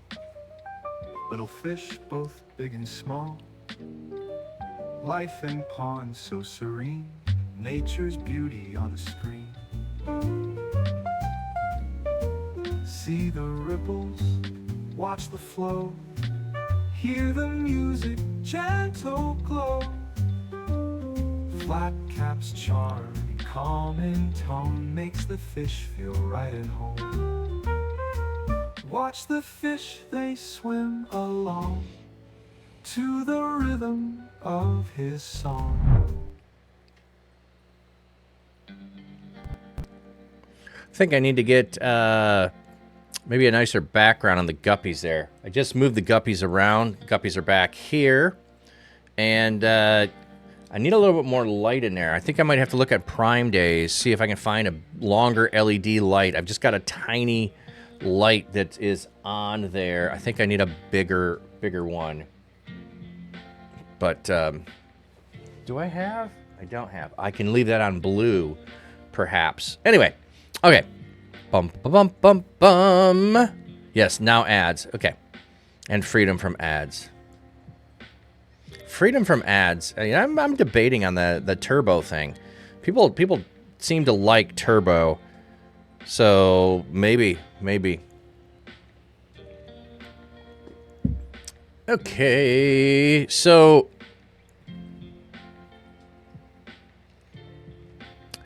We have Moses telling the story one way here, and it seems to not match up with the way that the story is told elsewhere. I don't have a problem with that. I don't have a problem with that. So he's speeding up the story to move on. Yes, I do remember that the descendants of Esau said, "No, we're not letting you do that. You're not coming in here," and they had to go around. But here they're telling the story. Why? Because the point of this story is those that are relatives and God is taking care of, and those that are enemies and God is against. So when you're telling the story that way, they gave us safe passage. You, an enemy, were writing to you. Also, he could be straight up lying to them, saying, hey, the neighbors did, even though the neighbors didn't. So you should do this too. This will be to your benefit. But also, he's supposed to go destroy them. Let me just make sure. We're the Amorites, not the Ammonites. Yep. Okay. But King Sihon of Heshbon was unwilling to allow us to pass near him because the Lord our God had made him obstinate and stubborn, so that he might deliver him over to you this very day. The Lord said to me, look, I have already begun to give over Sihon and his land to you. Start right now and take his land as your possession. When Sihon and all his troops emerged to encounter us in battle at Jahaz, the Lord our God delivered him over to us, and we struck him down along with his sons and everyone else. The Levitical city of Reuben and Moab. Toponimi. Toponimi?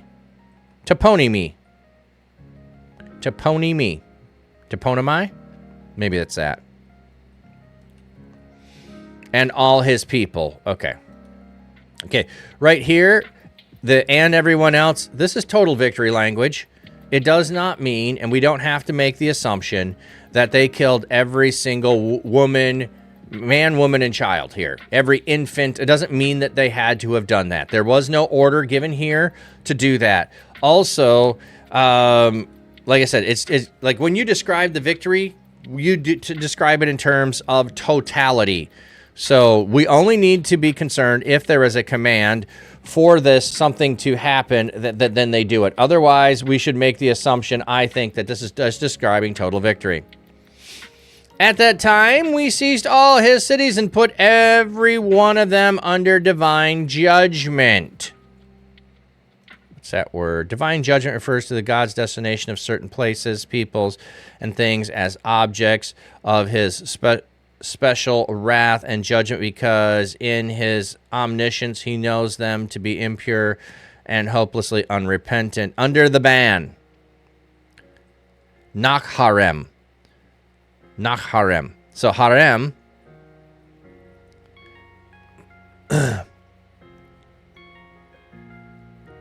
okay, didn't we have... Let me go look here a minute. Miss Doug Jada! Welcome. Yeah, harem. So here's one of the problems we have when we don't have the Hebrew. There's harem. You were chased as far as destruction, and now you're to put everything under this ruler under destruction, under the ban. So you were banned, now you're putting them under the ban. You were devoted to destruction, now you're devoting them to destruction. Including even the women and children. We left no survivors. Okay, so here, there does not say that there is the command to do this. Again, it could just be talking about total victory language here. We kept only the livestock and plundered from the cities for ourselves. From Aurora, which is the edge of Wadi Arnon, it is a city in the Wadi, all the way to Gilead. There was not a town able to resist us. The Lord our God gave them all to us. However, you did not approach the land of the Ammonites, the Wadi Jabbok, the cities of the hill country, or any place else forbidden by the Lord our God. So we went to the Amorites. We did not go to the Ammonites, and God gave us total victory. I don't, like I said, even though it's describing it that way, and saying destroying everyone, I don't know that we have to fully understand that. And if it is to fully be understood that way, then like the idea of it being God's call upon you, which the problem begins then is, when does someone else say, hey, God's calling us to totally destroy other people, and other religions make those claims and all that stuff. So how do you decipher all of that? That's a hard thing. How quack is everyone? How the quack is everyone? Quacking good.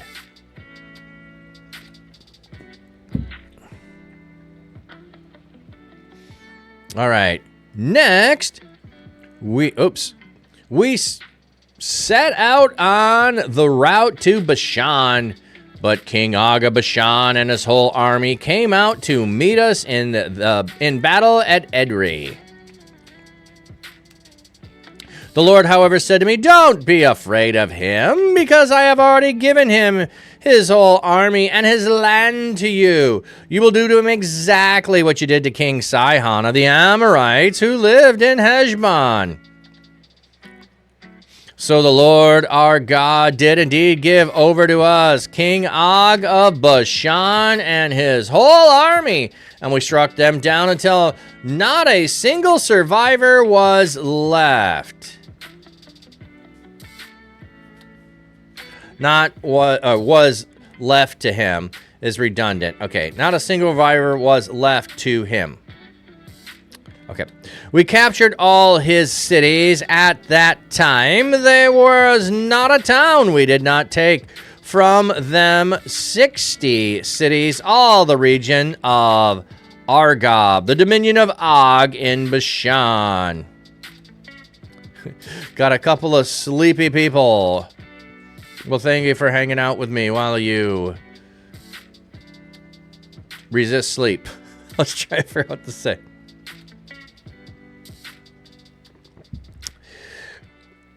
Sleepy and cold. Yeah. All these cities were fortified by high walls, gates, and locking bars. In addition, there was a great many open villages. We put all of these under divine judgment, just as we had done to King Sihon of Heshbon, every occupied city, including women and children. Okay, one of the things that does happen is, okay, when you have, pay attention to this. If we get to, and they're using the phrase divine judgment here, under divine judgment, it usually is in association with the giants, the Rephaim. When we get that language of it, divine judgment took place, it is of those, divine curse. See the phrase in Deuteronomy 2. We put them under the ban. See note, So it's usually in reference to someone who did have Rephaim among them. And so there is this whole extermination, divine judgment I mean, we would call it extermination or genocide today, but that is not how they viewed it. They viewed it as God had judged them, and they've been found guilty. Each individual who is there has been found guilty of the sin against God, of worshiping other gods, and of being descendants of those who were the rebellions against God, who all the way back to Genesis 6 kind of thing. So we see that mentioned when these things happen. Notice that that's usually when they get mentioned that way. But all the livestock and the plunder from the cities we kept for ourselves. So at that time, we took the land of the 2 Amorite kings in the Transjordan, from Wadi Arnon to Mount Hermon. The Sidonians call Hermon Sirion, and the Amorites call it Senir. All the cities of the plateau, all of Gilead and Bashan, as far as Salakah and Edrei, cities of the kingdom of Og of Bashan. Only King Og of Bashan was left of the remaining Raphites. It is noteworthy that his sarcophagus was made of iron. It is not indeed still remaining in Rabbath of the Ammonites. Okay, does it not? Yes, his sarcophagus. Does it not indeed still remain? It is, let me find the 9 cubits long and 4 cubits wide, measuring the standard measurement. Okay, so there's different cubits that are used. So depending on which cubit you use, you've got to make a decision on that. So 13.5 feet by 6 feet. But as I was mentioning, this bed is mentioned, these dimensions are mentioned elsewhere. They're not giving a reference to that. This would be the thing I would want, is the reference to the bed elsewhere to go look it up. But this is a land we brought under our control at that time, the territory extending from Aurora by the Wadi Arnon and half the Gilead hill country with its cities I give to the Reubenites and Gadites. The rest of Gilead and all of Bashan, the kingdom of Og, I give the half-tribe of Manasseh. All the regions of Argob, that is all Bashan, is called the land of Rephaim. Jair, son of Manasseh, took all the Argob region as far as the border with Geshurites and Maccathites, namely Bashan, and called it by his name Havoth Jair, which it retains to this very day. Happy Time Zone, thank you for the fruit. We got the generic glass of natural Skittles. Ooh, and the stroopwafel cookies. I almost bought some stroopwafel cookies the other day. I did get the Dutch mints, but I avoided the stroopwafel cookies. I give Gilead to Machir. Who is Machir? Machir was another name for the descendants of Manasseh. Okay. Galaxy! Thanks for the lurk, friend. Hey, how you been? I don't think I've seen you in a while. Have things been going well? You doing all right, friend? To the Reubenites and the Gadites, I allocate the territory extending from Gilead as far as the Wadi Arnon. The exact middle of the Wadi was a boundary all the way to the Wadi Jabbok. The Ammonite border, the Rift Valley, and the Jordan River were also a border from the Sea of Kinnereth to the Sea of the Rift Valley, that is the Salt Sea, beneath the slopes of Pisgah to the east. Okay, so notice here, there is no plead for telling the story of Gad and Reuben, saying, hey, we don't want to cross over, we'll stay here. We're just rushing the story. We're summarizing the story. We're recounting the whole story. All of this happened. He's telling them their story so they remember it when they go into the land. At that time, I instructed you as follows. Is the Salt Sea and the Dead Sea the same thing? Yes. The Salt Sea and the Dead Sea would be the same thing. Good question. At that time, I instructed you as follows. Also, Salt Sea sounds redundant. Fair enough. That would be like Fresh Lake. Fresh Lake. You figured out a thing. Yeah.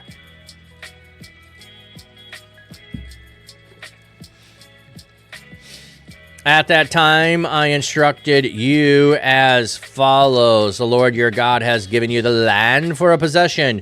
You warriors are to cross over equipped for battle before your fellow Israelites. But your wives, your children, your livestock, for which I know you have many, may remain in the cities I have given you. You must fight until the Lord gives your countrymen victory, as he did you, and they take possession of the land the Lord your God is giving them on the other side of the Jordan River. Then each of you may return to his territory that I gave you.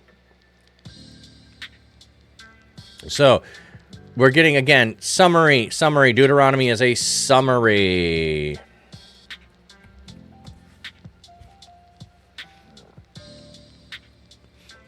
You've been wondering that for a while, and yet you never came to me to Google it. Just noticed that. Well, there's one of those things, yeah, when you're... Ah, come on. There we go.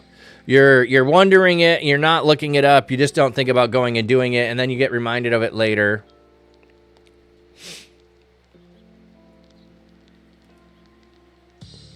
I also commanded Joshua at the same time, you have seen everything the Lord your God did for these two kings. He will do the same for all the kingdoms where you are going. Do not be afraid of them, for the Lord your God will personally fight for you. Moreover, at that time, I pleaded with the Lord, O sovereign Lord, you have begun to show me your greatness and strength. What God in heaven or earth can rival your work and mighty deeds? Let me please cross over to see the good land on the other side of the Jordan River, this good hill country, and the Lebanon. And the Lebanon, that's interesting. The article is retaining the translation to indicate that a region rather than the modern city of, is referred to here. The mountains. Okay.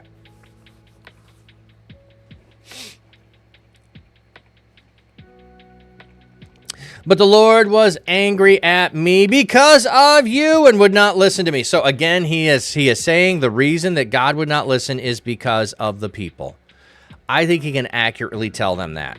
Why? Because of the way that they have acted all the way along, not discounting his own personal interactions that he does, but he can say this accurately because it's the constant behavior of the people. That is why Moses got to the point where he got to, and those things happened. Had none of those other things happened. But this is also a reminder, I think, to them of how do you treat your leaders? How are you going to treat Joshua? Instead, he said to me, enough of that. Do not speak to me anymore about this matter. Ooh, that sounds like Paul praying 3 times. Go up to the top of Pisgah and take a good look to the west, north, south, and east. You will not be allowed to cross the Jordan. Commission Joshua and encourage and strengthen him, because he will lead this people over and will be enable them to inherit the land you will see. So we settled down in the valley opposite of Beth Peor. So you ain't getting to go.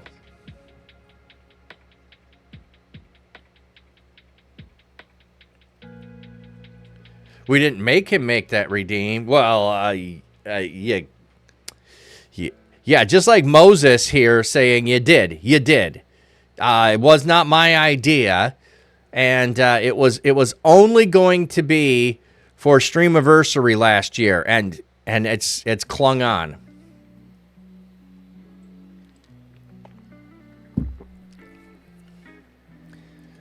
Now, Israel, pay attention to the statutes and ordinances I am about to teach you, so that you might live and go on and enter and take possession of the land that the Lord, the God of your ancestors, is giving you. Do not add a thing to what I command you, nor subtract from it, so that you may keep the commands of the Lord your God that I am delivering to you. You have witnessed what the Lord did at Baal Peor, how he eradicated from your midst everyone who followed Baal Peor. But you who remained faithful to the Lord your God are still alive to this very day, every one of you.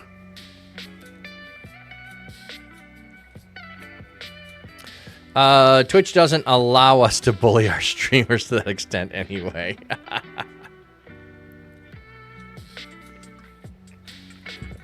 Look, I have taught you statutes and ordinances, just as the Lord my God told me to do, so that you may carry them out in the land you are about to enter and possess. So be sure to do them, because this will testify of your wise understanding to the people who will learn of all these statutes and say, indeed, this great nation is a very wise people. Okay, why are you to follow and do all of the stuff that God is commanding you through Moses to do? So your neighbors will see your God and will say, in other words, you're a really wise people, you're following God, I might like to do that too. I might like to do that too. In fact, what other great nation has a God so near to them like the Lord our God whenever we call on him? And what other great nation has statutes and ordinances as just as this whole law that I am about to share with you today?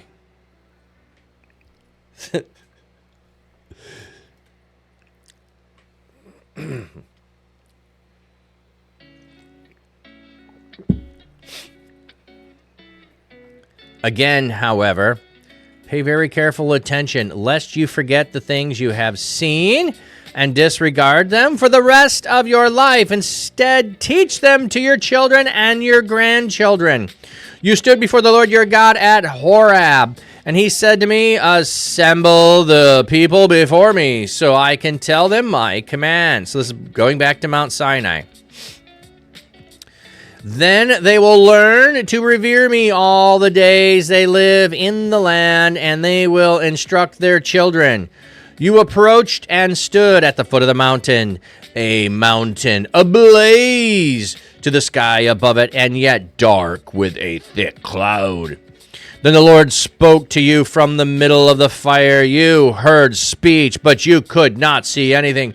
Only a voice was heard, and he revealed to you the covenant he has commanded you to keep, the 10 commandments, writing them on 2 stone tablets. Moreover, at the same time, the Lord commanded me to teach you the statutes and ordinances for you to keep in the land that you are about to enter and possess. Be very careful then, because you saw no form at the time the Lord spoke to you at Horeb from the middle of the fire. I say this so that you will not corrupt yourself by making an image in the form of any kind of figure. This includes the likeness of a human male or female, any kind of land animal, any bird that flies in the sky, anything that crawls on the ground, and any fish in the deep waters under the earth. When you look up to the sky and you see the sun, moon, and stars, the whole heavenly creation, you must not be seduced to worship and serve them. For the Lord your God has assigned them to all the people of the world. Allotted them to the nations. Okay. You, however, the Lord has selected and brought from Egypt, that iron smelting furnace, to be his special people, as you are today. But the Lord became angry with me because of you, and vowed that I would never cross the Jordan, not enter the good land that he is about to give you. Look at this, is the third time Moses has brought this up, at least. If I'm counting right, this is the third time. And it's all your fault. You guys are the bane of me not getting to go with you. I should have taken the deal that God gave me to let all of you die and start over with me. Which I also think was a test and Moses passed. So I must die here in this land. I will not cross the Jordan, but you are going over and will pass and possess the good land. Be on guard, so that you do not forget the covenant of the Lord your God that he has made with you, and that you do not make an image of any kind, just as he has forbidden you.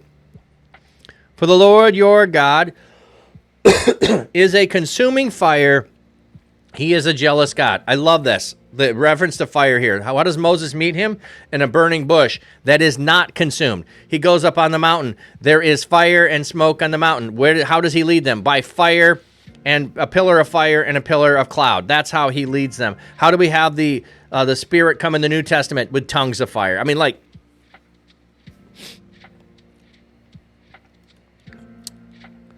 come on, scroll. Why are you freezing? Ugh.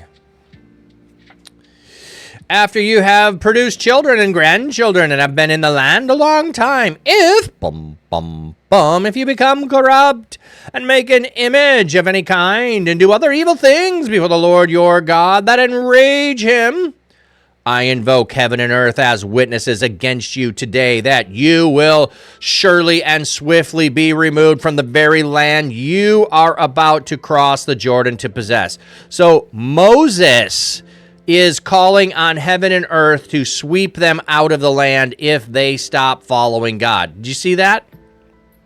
You will not last long there because you will surely be annihilated. Then the Lord will scatter you among the peoples, and there will be very few of you among the nations where the Lord will drive you. There you will worship gods made by human hands, wood and stone, and can neither see nor hear nor smell. All right, we should have ads coming in shortly. But I did want to go back and check out the Annihilated here. I'm going to just go see what it is. I'll share it with you if it's anything important.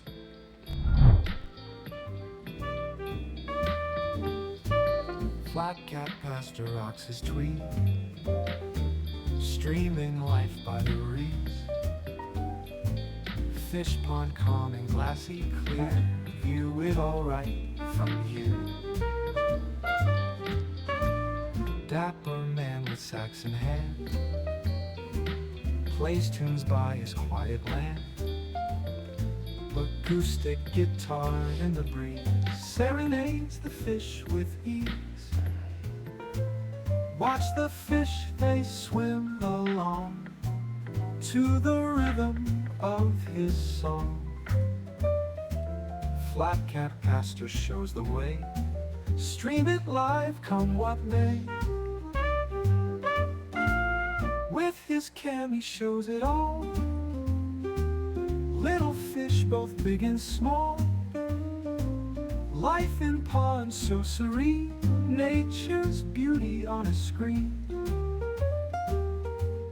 See the ripples, watch the flow, hear the music, gentle glow. Flat cap's charm and calming tone makes the fish feel right at home. Watch the fish, they swim along to the rhythm of his song. Flat cat pastor shows the way, stream it live come what may.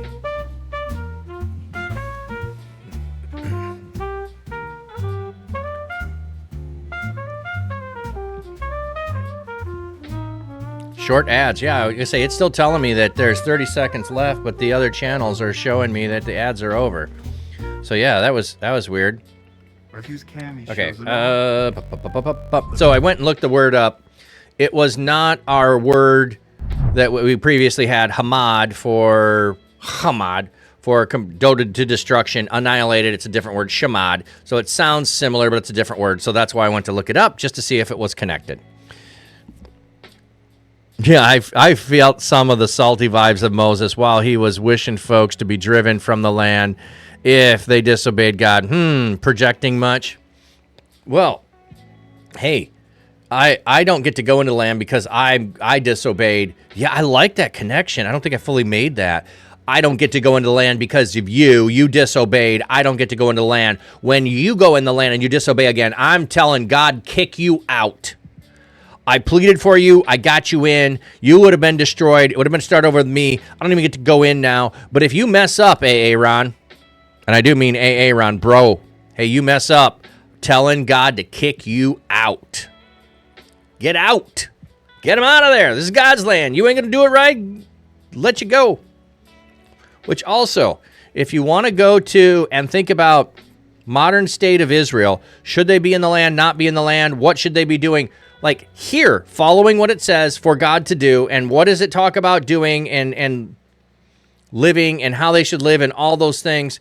I don't know that they're doing these things. I can't see that they're doing these things, which include taking care of the other people that are in the land, loving their neighbor as yourself, all those things, which, by the way, that's in Deuteronomy. I think we haven't got to the Shema yet. Ooh, we'll have to do the Shema maybe next week. That'll be awesome. Okay.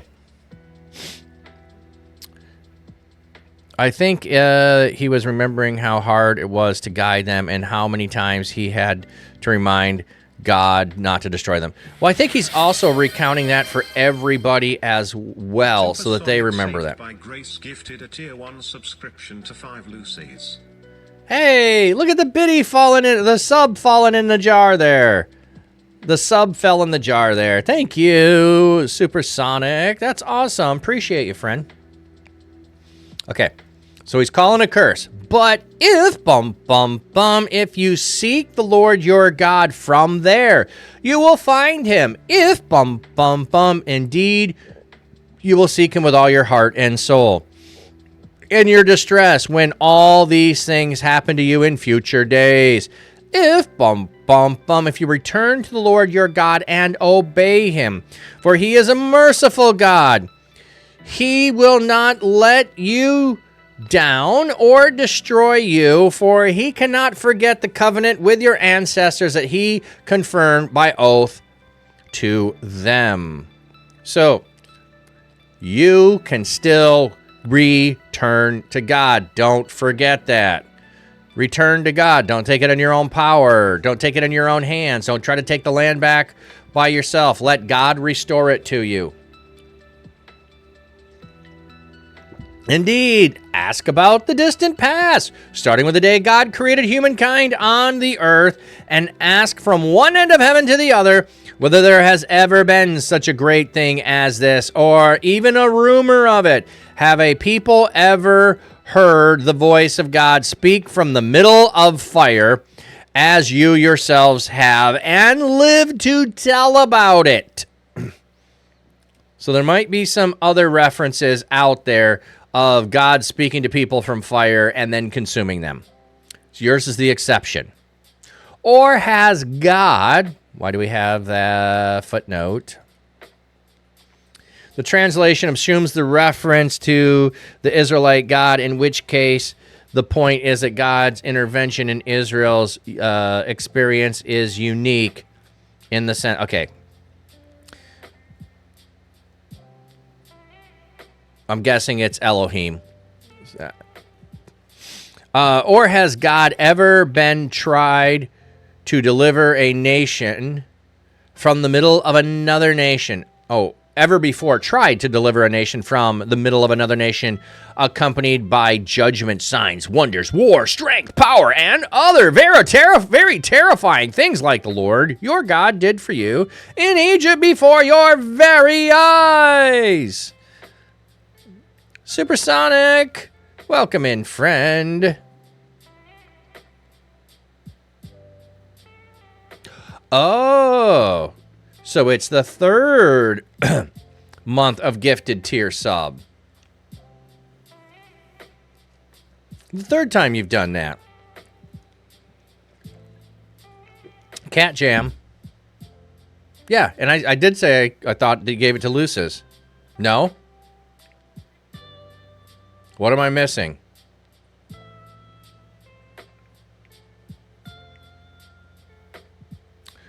Gifted 3 months of 1 tier subs. They've gifted 3 gift subs, yes.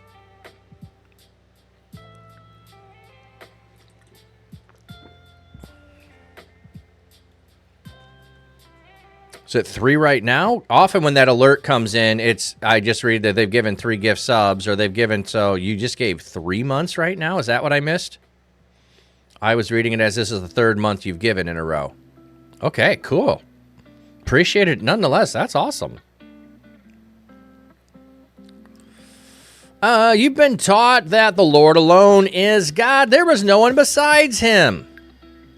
From heaven he spoke to you in order to teach you, and on earth he showed you his great fire, from which you also heard his last words. Moreover, because he loved your ancestors, he chose their descendants who followed them, and personally brought you out of Egypt with his great power to dispossess nations greater and stronger than you, and brought you here this day to give you the land as your property. Oh, you could set to 1, 3, 6, or 12. I didn't know you could do that when you were gifting a sub, that you could do 3 months or longer at a time. That's cool. Salty Moses. Yeah, may God multiply it. Exactly.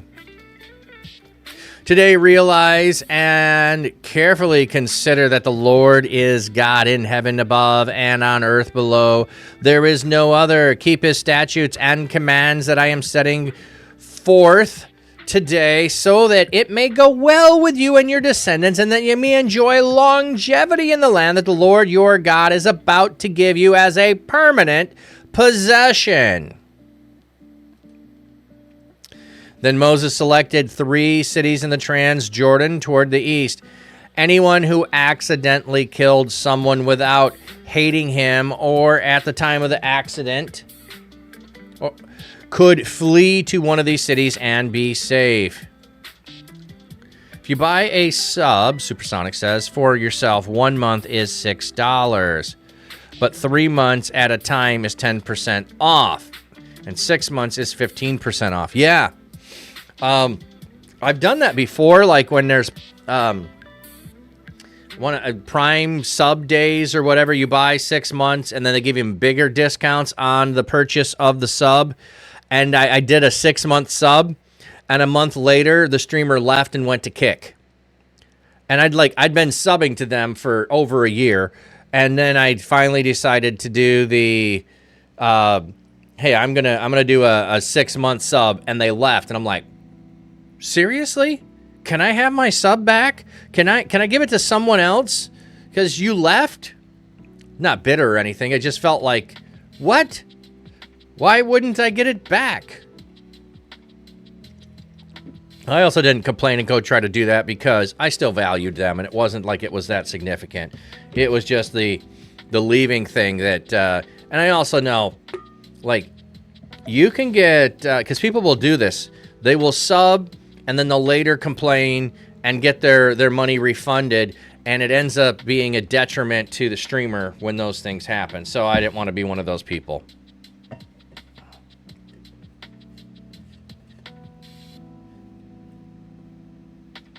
Yeah, you don't care for Kick? Well, it was one of those, it was when Kick was throwing a lot of money around trying to attract streamers with bigger payouts, and, you know, I know they were close to being partner in Twitch, but I don't remember if they were partner.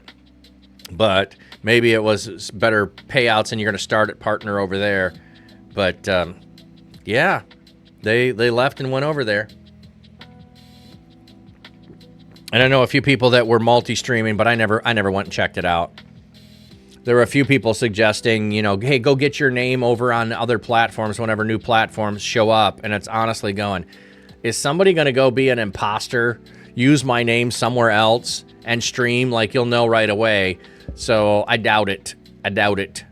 Okay, back to the passage. Then Moses, the 3 cities. That's what I was going to go to. Okay, so notice you accidentally kill someone. There is no intent here. The slayer who slew his neighbor without knowledge. So, manslaughter, kind of a things. An accident happens. There's no malice involved in it. There's no intent. There's no anger. You can flee to these cities to save your life. So let's read how that works.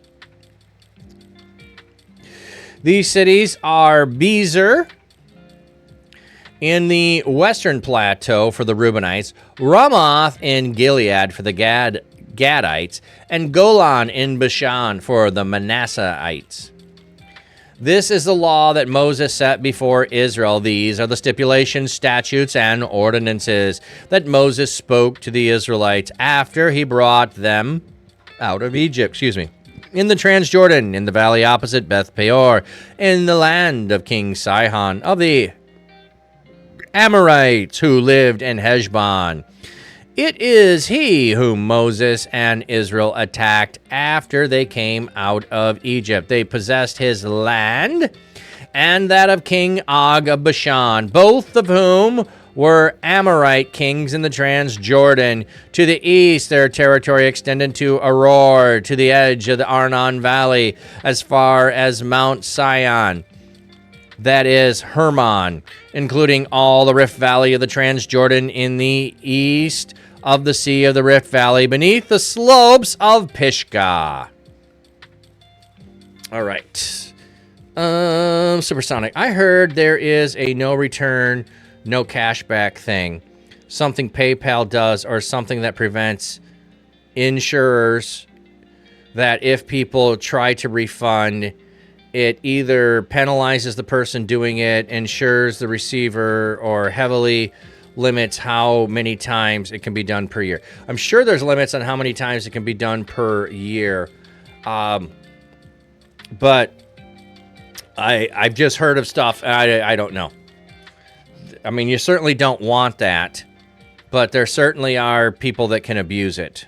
So, yeah, and you're like, if you're gonna be one of those people abusing it, yeah, it doesn't turn out well. Doesn't turn out well. Okay. All right, so we made it through 4 chapters of Deuteronomy today.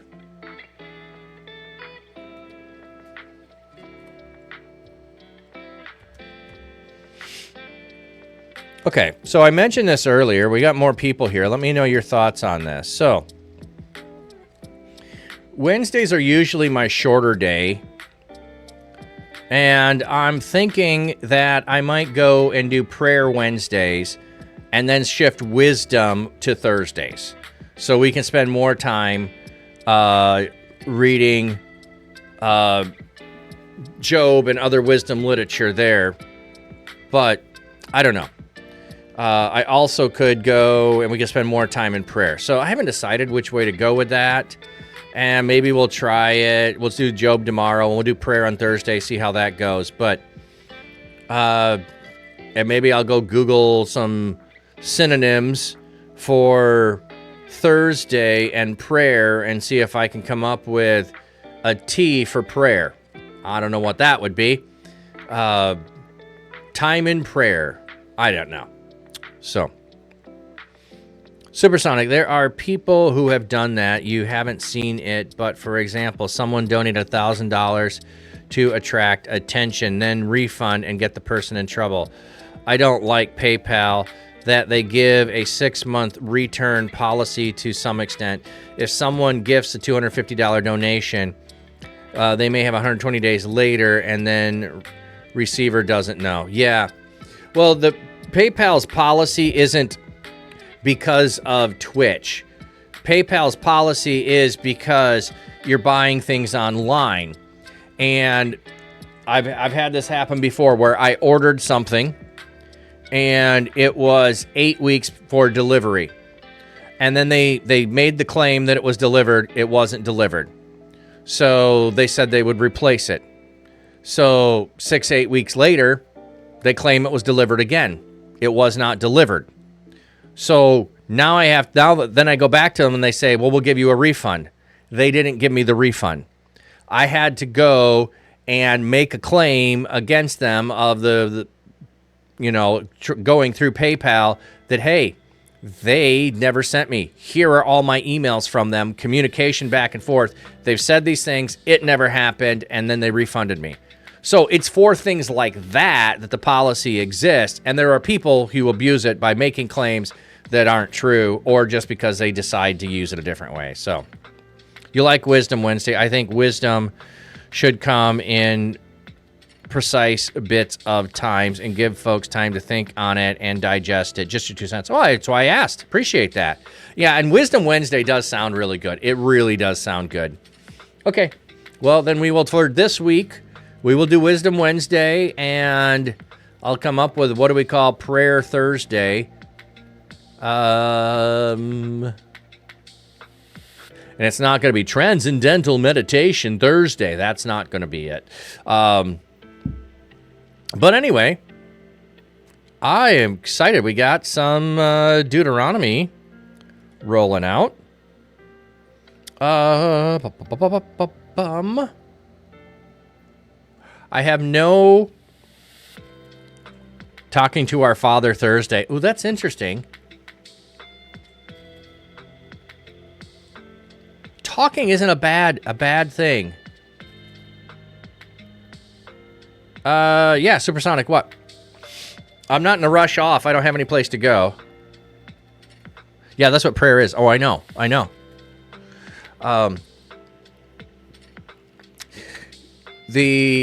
got to go back and watch the VOD on the bike. That's what I need to work on, is some VODs today.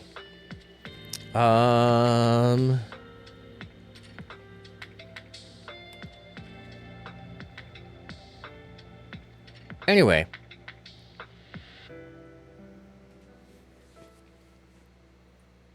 I'm trying to remember what I was going to go with. We'll still be looking at PC game, and yeah, you know what? I didn't end up being a big thing with fundraising. I didn't expect all of it to come in there. It's much easier, actually, on some level for me to try and fundraise for other people. I enjoy that more. I'm not really great at fundraising for myself. I gave it a go with the Streamathon. I had to go back and watch the VOD and see how often it pixelated out and cut out. Maybe there's a couple more settings I can keep tweaking and get that better.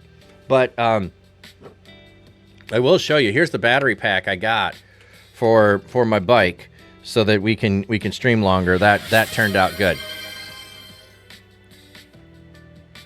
Supersonic, you wanted to redeem this, but you wasn't sure what to discuss, what to plan for this. I'm wondering how this would work as well. Likely a topic of further discussion in DMs. Absolutely. Let's plan it. And yeah, and it doesn't, like, the redeem for a collab doesn't mean we have to be over on the Church Digital channel. And for some reason, when I switch over to their settings in OBS, not everything functions well. What I probably should do is keep playing with that, but I did get it to work yesterday, so that was good. Yeah, you tried one before and never again. Oh, I would try one again.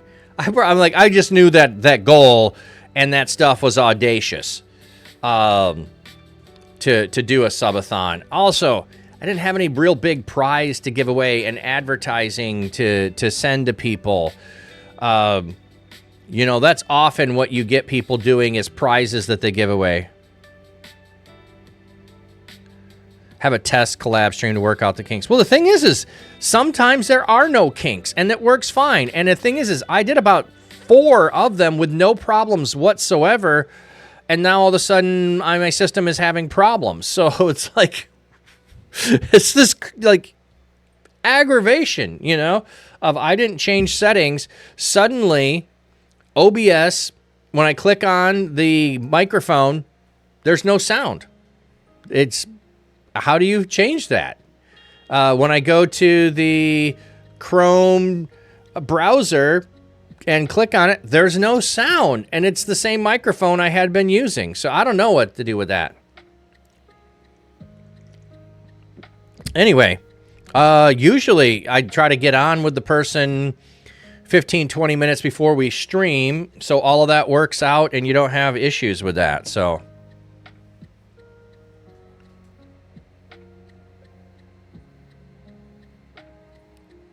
I did go the overly tired thing. I did go through last week and delete a bunch of large videos to try to help with that issue. So I totally get what you're saying there, but I don't know. I don't think it's overly loaded, but it still could be. And you never know when a new software update just eats up memory and all of that. Okay. 10:02. Let's do prayer.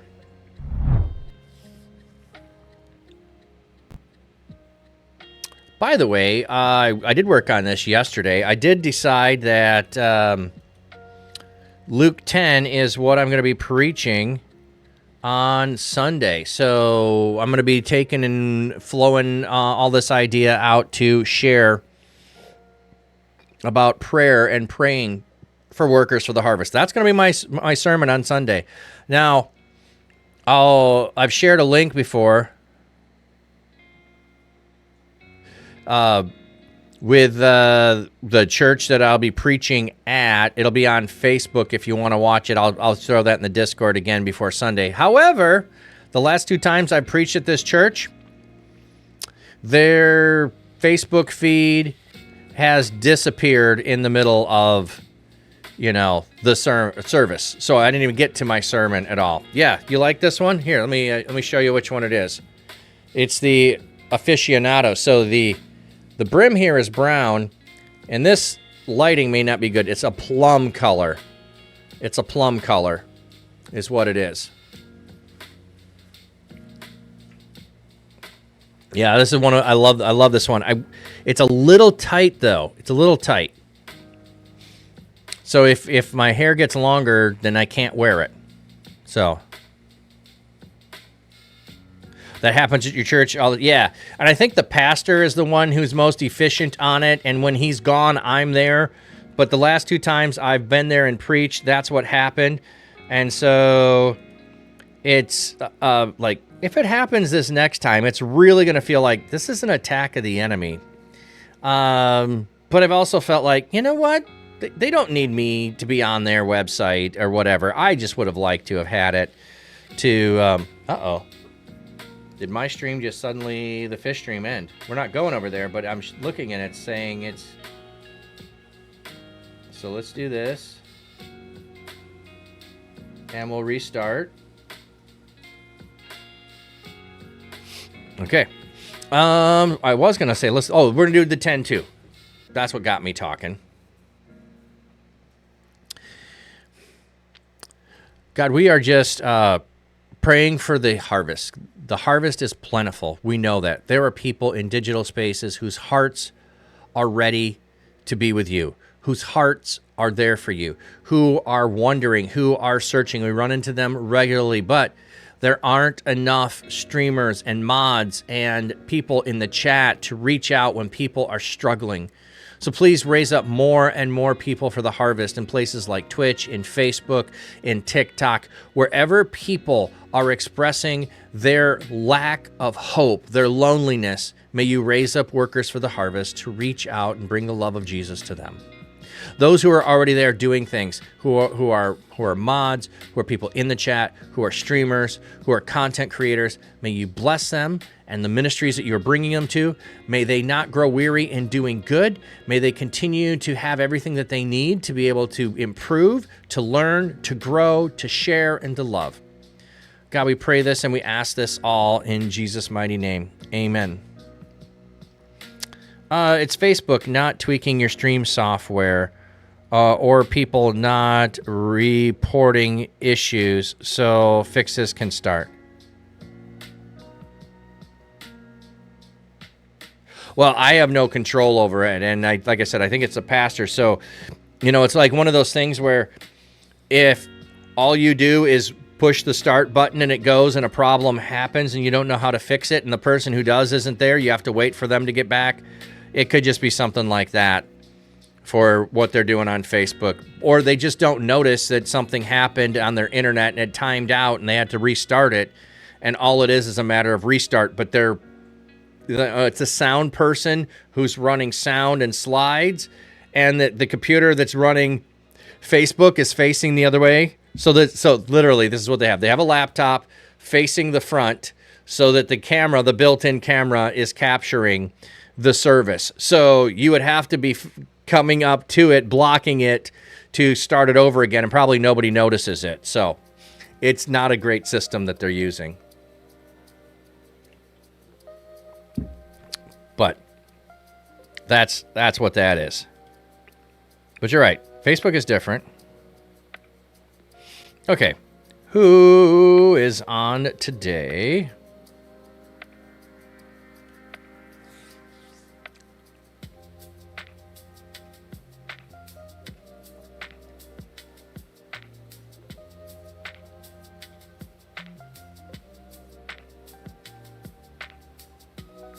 Loading.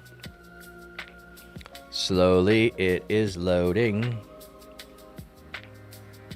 And then it reloaded. Come on. Why are you taking so long? Your church uses someone's phone for Facebook service? Yeah. At BitGunk? Okay, I like that suggestion.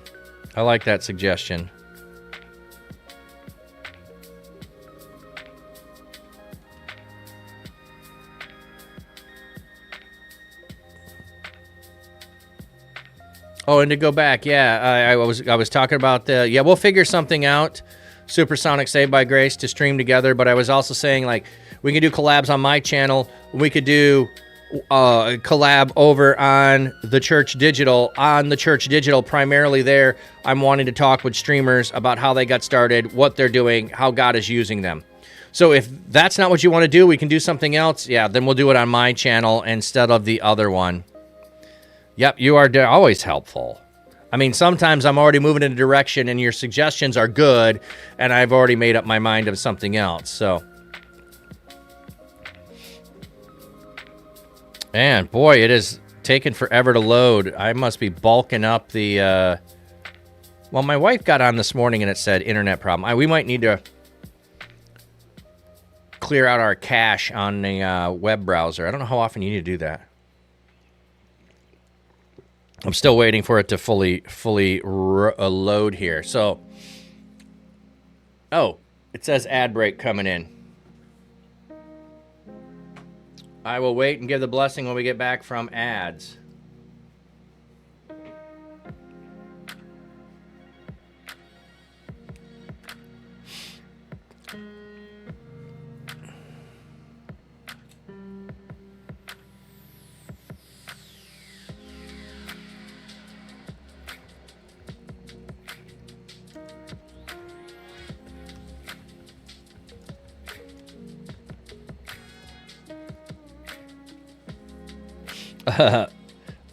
Let me get over to the fish, yeah.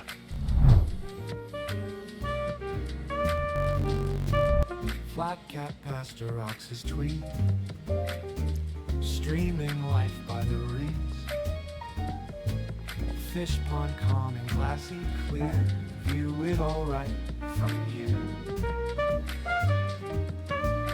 Dapper man with Saxon hand, plays tunes by his quiet land.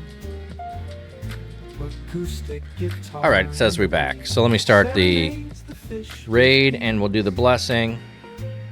Watch the fish.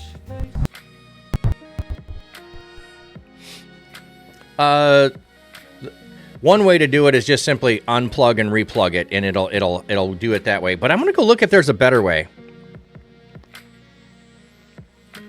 I gotta go look up how often. I mistyped. No, good question is what I was saying. Yeah, I do typos too. May God's seeking comfort find you. May his loving arms bind you. May his might protect you. May his wisdom direct you.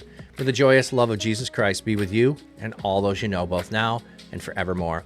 Amen. Thank you, everyone, for being here. Great time today in Deuteronomy.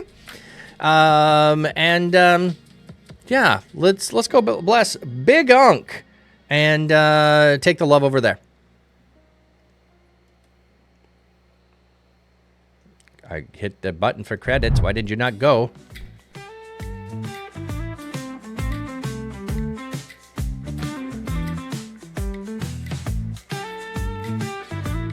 The walk-on is going to be like music that plays when you show up. Flat cap on his head, he's streaming live.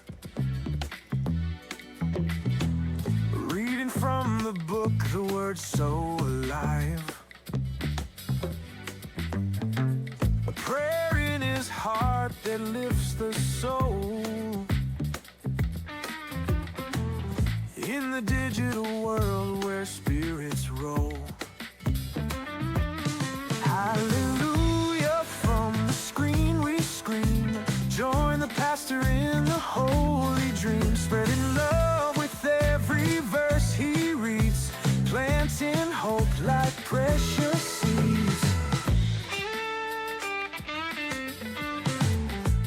He's a shepherd with a virtual flock.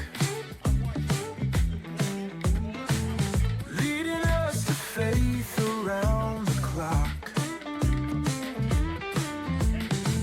Tapping amen as we raise our hands in this sacred digital land. Don't need a pew to find the light. Through a screen he's shining bright, preaching peace and guiding us right. In our hearts his fire ignites. Hallelujah, from the screen we scream. Join the pastor in the holy dream. Spreading love with every verse he reads. Planting hope like precious seeds.